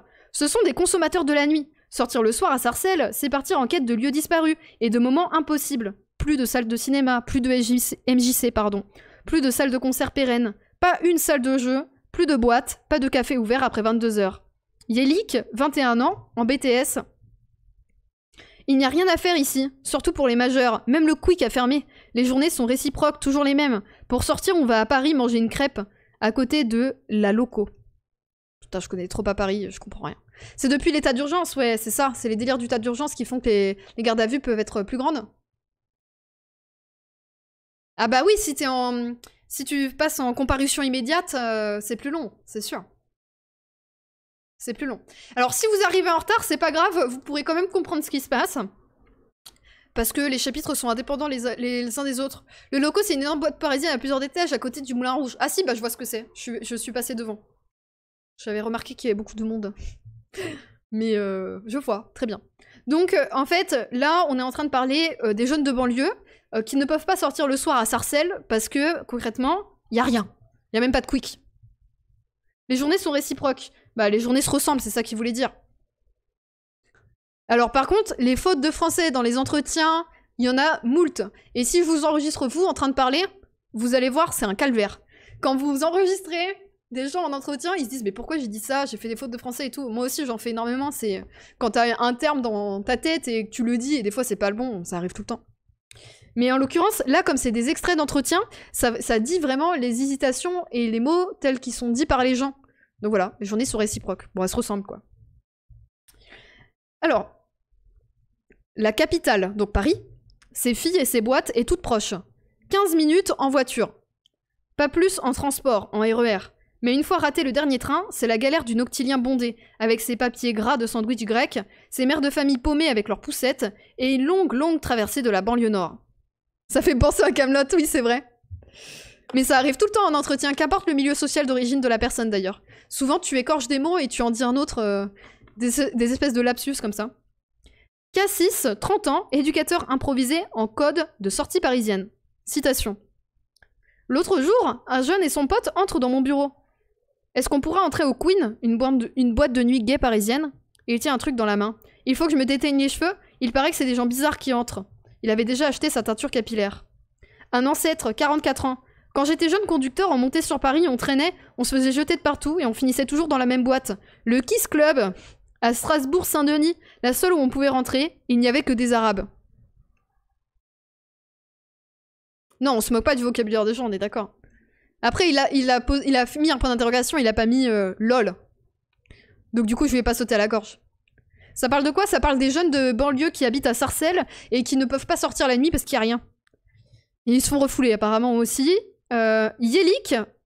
Aujourd'hui pour Yelik, sport nocturne. Donc ils font du sport dans un gymnase qui est ouvert le soir à partir de 22h30.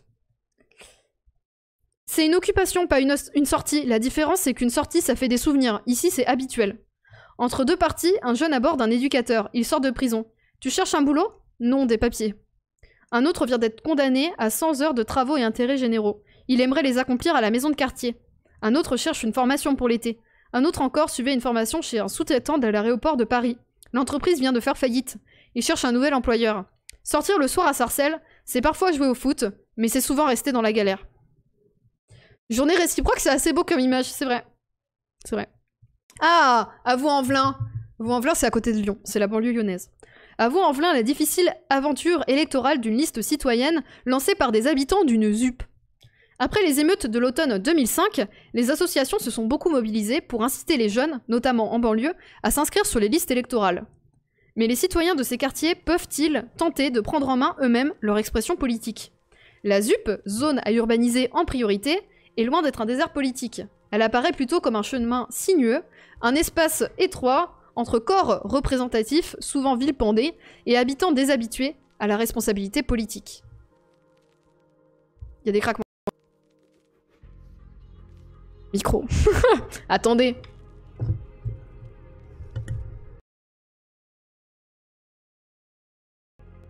J'ai retrouvé le son. Désolé. Salut Yo-Yo. J'ai tiré sur mon câble, je pense, en le déplaçant. Je trouvais ça bizarre, il y avait des grésillements chelous. C'est des mineurs qu'on retrouve au tribunal, ouais, c'est ça. Je pense que l'acronyme ZUP n'existe plus non plus. Maintenant, c'est zone prioritaire, mais il y a un truc. Ça ressemble, il y a un Z, mais c'est autre chose. J'en ai entendu parler parce que dans l'association dans laquelle je bossais, les Robins des Villes, en fait, des fois, tu dois aller dans ces zones-là pour faire... Zone à éducation prioritaire, c'est ça, c'est les ZEP. Donc tu dois faire en fait, tu dois faire des ateliers d'éducation populaire là-bas et c'est demandé par les villes. Donc des fois, tu obtiens des financements pour faire des choses là-bas. Voilà. Alors, je continue. À Vaux-en-Velin, dans le quartier du Mas du Taureau, terrain sensible des émeutes de 90 qui ont suivi la mort de Thomas Claudio, passager d'une moto qui tentait de s'échapper d'un contrôle de police, survit contre toute attente un processus de liste citoyenne initié lors des municipales de 95. Le choix vaudait. À l'époque, se souvient Pierre Didier Tchétché APA, fondateur de l'association Agora, force motrice de liste, c'est un coup de bélier contre le maire en place, Maurice Charrier, du Parti communiste français. Et lui reproche une indifférence à leur sort, ainsi qu'une gestion incendiaire du réseau des associations locales. Je galère à parler, hein. On va reprendre doucement ce qui a été dit dans ce paragraphe parce que j'ai été très vite. Mais en gros, il y a eu des émeutes à Vaux-en-Velin dans les années 90 parce qu'il y a quelqu'un qui est mort parce qu'il était en moto, il essayait d'échapper à un contrôle de police. Et du coup, il y a des listes citoyennes d'habitants des quartiers de Vaux-en-Velin qui ont essayé de se mettre en place pour contrer le maire qui était... Enfin, la liste du maire de l'époque qui leur paraissait indifférent à leur sort. Et qui ne savait pas gérer du coup le réseau associatif local. Voilà. Qui était un maire Parti communiste français. On était avec lui ou contre lui. En termes de démocratie locale, il n'y avait pas d'espace. Il fallait défoncer les murs. Ah bah disons. Oui, je parle plutôt vite, j'essaye de ralentir un peu. Comment s'intégrer à l'espace public local lorsque, sans expérience préalable, on constitue sa voix sur une telle ligne de défi à l'égard du pouvoir en place? Pour le maire, la liste du choix vaudé était ethnique, communautaire et complice du Front National. Point final. Comment c'est possible? Comment c'est possible de faire une liste ethnique et communautaire, mais sans les blancs, qui soit complice du Front National? Rien compris, lui. C'est toujours ZUP, je crois, ça n'a pas été remplacé, c'est possible. ZEP n'existe plus. ZUS. Ah, c'est ça, les ZUS. ZUS. Moi, j'ai entendu parler de ça. Zone urbaine sensible. Moi, j'ai entendu ça. Zone urbaine sensible, tout à fait. Tout à fait. Peut-être la division des votes, ça fait fuir les blancs, je sais pas.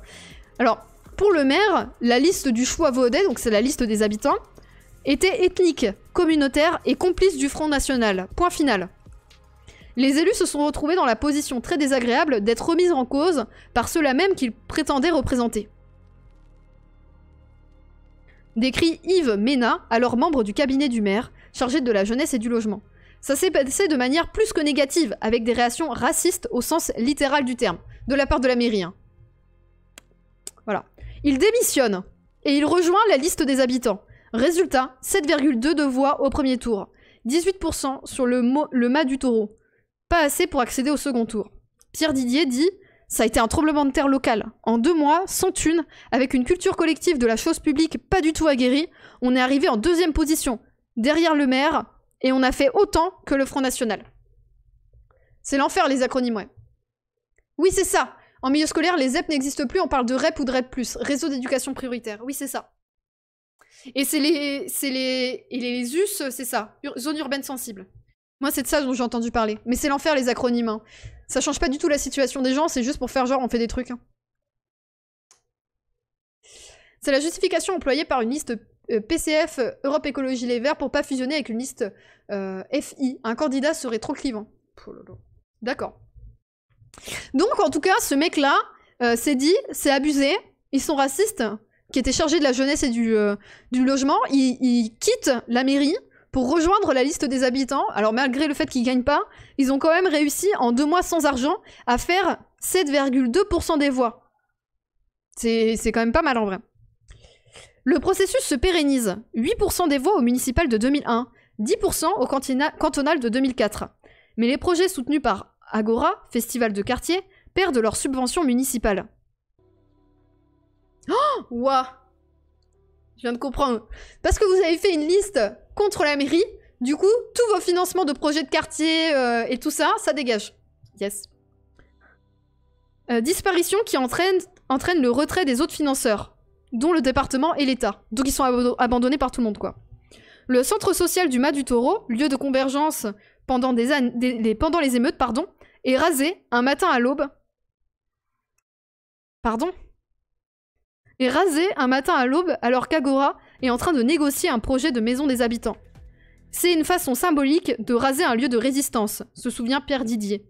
Ça a été un traumatisme dans le quartier. Attends, j'ai failli faire tomber ma caméra, désolé. Lui-même doit prospecter jusqu'à Grenoble pour trouver un travail. C'est loin de Lyon, Grenoble, hein, je tiens à le dire. Chargé de mission à la politique de la ville auprès du Conseil général. Lors d'un entretien pour un poste à Villeurbanne, on m'a reproché mon engagement politique. Ça risquait de nuire à l'engagement de la ville. Pour Yves Mera, donc le mec qui a démissionné de la mairie pour rejoindre la liste, hein, les déceptions furent cruelles, car beaucoup avaient cru au discours de participation citoyenne. Ils ont senti qu'ils étaient devenus indésirables. Pierre Didier pondère. Il faut voir d'où on partait. Le traumatisme des émeutes et le mépris des pouvoirs publics.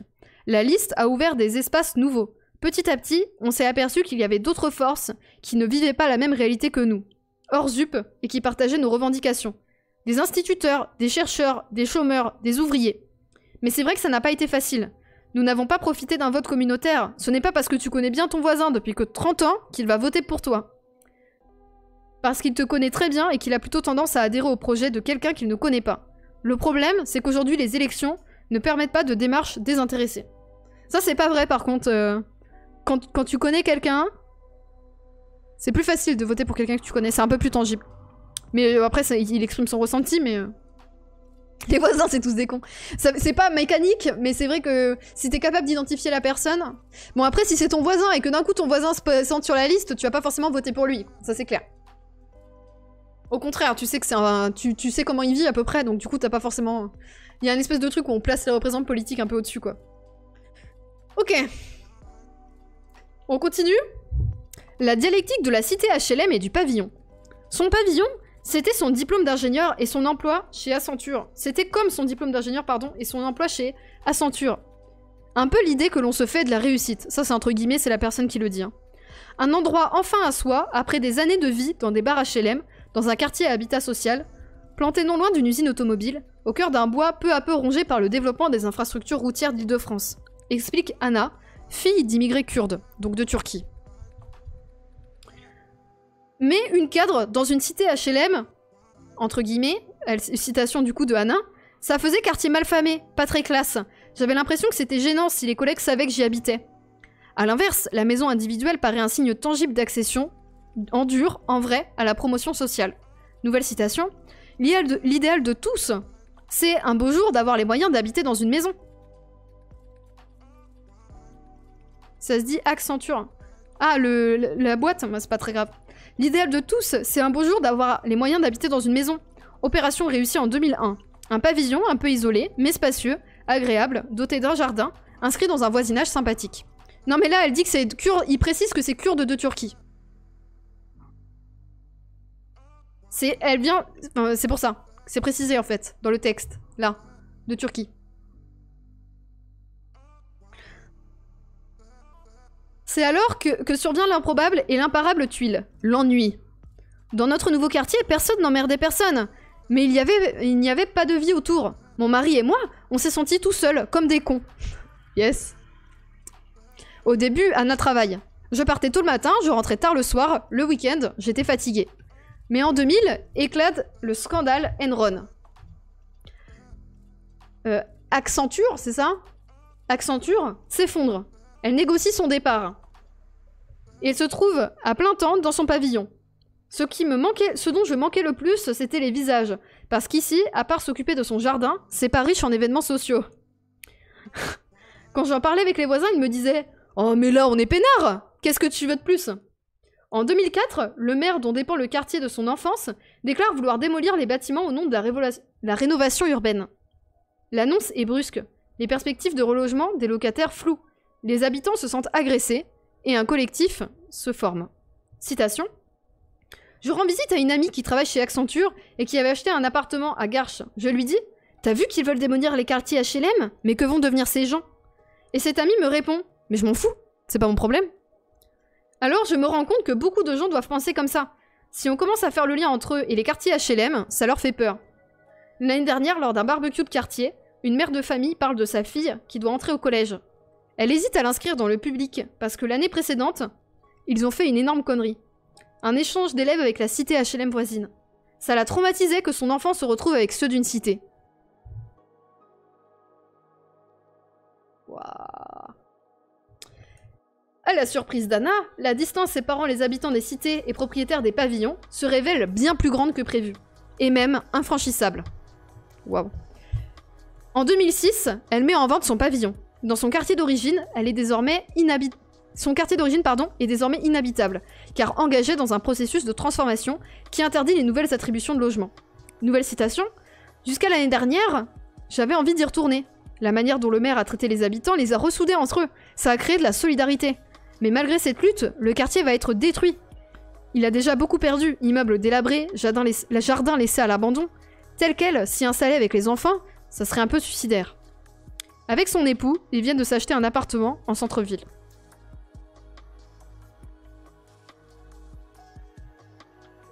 C'est terminé. C'est terminé. Après, il y a écrit pour aller plus loin. La force des quartiers, de la délinquance à l'engagement politique. Le hic vacant, les parias urbains, ghetto, banlieue, état.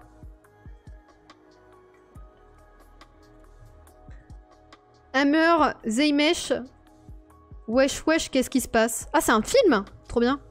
Et ils mettent des ressources, ils mettent des films. Trop bien. Bon, écoutez, c'est un peu déprimant. Il est 18h52, par contre, on a géré, on a fait les 2 chapitres comme je voulais. Je suis curieux de savoir s'il y a un rationnel, genre ça s'est effectivement mal passé avec des élèves de HLM ou si c'est un rejet social.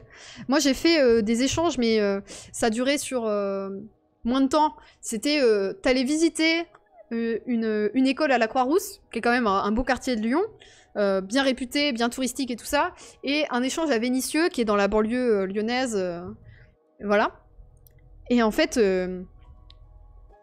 les enfants de la Croix-Rousse devaient faire une visite de leur quartier aux enfants de Vénissieux, et vice-versa. Les enfants de Vénissieux faisaient visiter leur quartier aux enfants de la Croix-Rousse. Et en fait, même si les profs étaient quand même assez ouverts et tout, les enfants sont arrivés quand même avec plein de préjugés sur Vénissieux, et étaient en mode « Ah, mais en fait, les gens sont sympas, le marché est sympa, il y a de la verdure, je m'attendais pas à ça, la banlieue, quoi. » C'était assez... Ouais, enfin, c'était assez éprouvant, quoi. De devoir gérer toute la vision des profs. Par exemple, les profs de Vénissieux étaient en mode oh là là, il faut faire attention à ce qu'on leur montre. On va pas amener les enfants dans le marché parce que dans le marché ils vendent des différents types de voiles et donc du coup il faut absolument pas montrer ça aux enfants des quartiers plus riches, quoi, parce que sinon ils vont avoir cette image là de la banlieue. Bah oui, il y a des personnes voilées et alors, ça veut pas dire qu'ils vont avoir... Et en plus, c'était assez... ça faisait un peu mal au cœur, parce que, par exemple, la prof a refusé aux élèves, c'était... ils voulaient faire une chanson, parce que, en fait, ils faisaient la visite eux-mêmes. Donc, ils choisissaient ce qu'ils leur faisaient visiter, et ils choisissaient les arrêts et tout. Et ils avaient voulu faire un poème sur le ramadan. Et donc, du coup, bah, ils ont pas pu, parce que la prof a dit non... séparation de l'église et de l'État, on peut pas faire ça, faut que ça soit laïque. Et ils ont dit ouais, mais ça fait partie de notre culture aussi, on aimerait bien en parler, donc ça a été refusé. Et par contre, ils ont offert des dates en disant bah voilà, on mange ça pour le soir après le ramadan et tout ça, puis ils expliquaient aux autres élèves, mais en douce en fait, entre eux, qu'ils ont eu des discussions avec les élèves de la Croix-Rousse et tout. Ce qui était assez touchant parce que du coup les élèves de la Croix-Rousse étaient en mode oh, mais moi aussi j'adore les dates. C'était trop drôle. Et ils ont fait un truc qui était extrêmement touchant justement devant une barre HLM qui allait se faire détruire.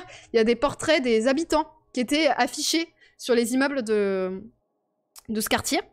Et en fait les enfants ont fait une pièce de théâtre où ils jouaient, en fait, il y a un des enfants qui jouait un père de famille et les 2 enfants jouaient les enfants qui ne comprenaient pas pourquoi ils devaient déménager et pourquoi le lieu dans lequel ils ont grandi allait se faire détruire. C'était assez triste, mais en même temps, c'était assez impressionnant de voir des... Ils étaient en CM1, des enfants de CM1, te parler de tout ça. Merci Ramasse-Neige pour le sub, merci beaucoup. Bienvenue à toi, bienvenue, bienvenue. Depuis cette année, dans le collège où je travaille, sont accueillis les enfants Mirail Bellefontaine, et très sincèrement, ils sont très stigmatisés par les profs. Alors que ce sont des gamins. C'est chaud. C'est très très chaud. Mais oui, voilà. Donc, je sais pas si ça a répondu à ce qu'on disait, mais... Par exemple, sur la question des violences policières, les enfants... Moi, ça m'a assez marqué, parce que ce que je vous disais la dernière fois, moi, la question des violences policières, j'ai jamais eu, en tant qu'enfant blanche, en plus en campagne, j'ai jamais eu à me dire, je risque de me faire contrôler par la police, qu'est-ce qui peut m'arriver et tout. Ça ne m'est jamais arrivé, si ce n'est les gens de ma famille qui étaient en mode, oh, prends pas trop de verre de vin rouge, tu risques de te faire choper par le radar ou par les flics, enfin voilà. C'était juste ça. Et j'ai fait des ateliers avec des enfants sur Lyon qui t'expliquaient que ils avaient peur de la police, quoi. Ils étaient littéralement en 5e, donc 12 ans. Et que il te disait des trucs, j'ai l'impression que c'était vraiment sorti de bouquins de sociaux, quoi. il te disait des trucs du style la confiance entre la police... vraiment, il y avait un enfant qui a dit ça texto. La confiance entre la police et les habitants et les jeunes, elle est morte en fait. Et donc du coup, comme tu sais que de toute façon, qu'importe ce que tu fais, tu vas te faire contrôler et ils vont... ils te voient comme ça, bah en fait tu fais des conneries. Parce que qu'importe ce que tu fais, ils vont partir du principe que t'as fait des conneries. Donc du coup, ça sert à quoi de bien te comporter entre guillemets, tu vois. Yes. Yes.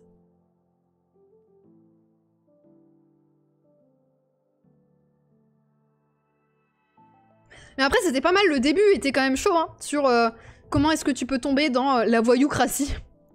C'était pas mal foutu. Bon, voilà, je sais pas si on s'en fait la semaine prochaine. Qu'est-ce que vous en pensez?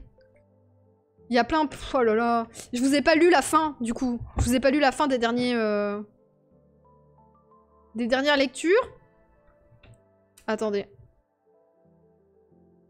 Alors, c'était là. Oublier de la santé. Quand la santé est l'une des choses les moins partagées. Précaire du public, quand l'État est un patron voyou. Pressuré, quand les salariés doivent se mobiliser corps et âme. Privatisé, quand l'on devient orphelin du service public. Prostitué, quand la clandestinité du tapin met les travailleuses du sexe en péril. Rénové, comment déloger des habitants pour leurs biens malgré eux. Érémiste, donc le RSA maintenant, comment vivre avec 433 € par mois. Salarié déclassé, comment travailler ne paye plus. Je continue. Sans emploi, quand la mesure du chômage masque le travail des chômeurs. Sans domicile, ceux qui ne disent jamais chez moi. Sous contrôle, comment avoir peur de la police quand on n'a rien à se reprocher. Sous-traité, comment on devient un salarié au rabais. Stagiaire, travailler gratuitement ou presque. Surendetté, comment on ne prête cher qu'aux pauvres. Travailleurs de l'ombre, les obscures filières de l'économie française. Vieux pauvre, comment finir sa vie avec le minimum vieillesse. Vous avez le titre du livre juste ici, c'est La France invisible de Stéphane Beau. Enfin, c'est un ouvrage collectif, hein, dirigé par Stéphane Beau, Joseph Confavreux et Jade Lingard. C'est quoi le film cité? Je vais regarder le film. Alors, il s'appelle... Il est de Hammer Zemesh. Wesh Wesh, qu'est-ce qui se passe? C'est un film qui date de 2002. Hammer Zemesh Rabat. Wesh Wesh, qu'est-ce qui se passe? 2002. Peut-être si t'écris Rabat, R-A-B-A-H, et Wesh Wesh, qu'est-ce qui se passe? Tu tomberas dessus. Un concentré de bien-être pour retrouver le plaisir, en somme. C'est exactement ça. Exactement ça. Mais je trouve qu'il est accessible pour un bouquin de sciences sociales. Donc du coup, après toute la phase témoignage, vous avez connaissance et représentation du monde social. Donc la question des outils et des mesures, comment est-ce qu'on mesure tout ça. Les fausses représentations et les imaginaires biaisés. Bobos, travailleurs pauvres. Petit arrangement de la presse avec le monde social. Question sociale, gestion sociale. Enfin voilà, là c'est la partie plus théorique en fait, la partie 2 du livre.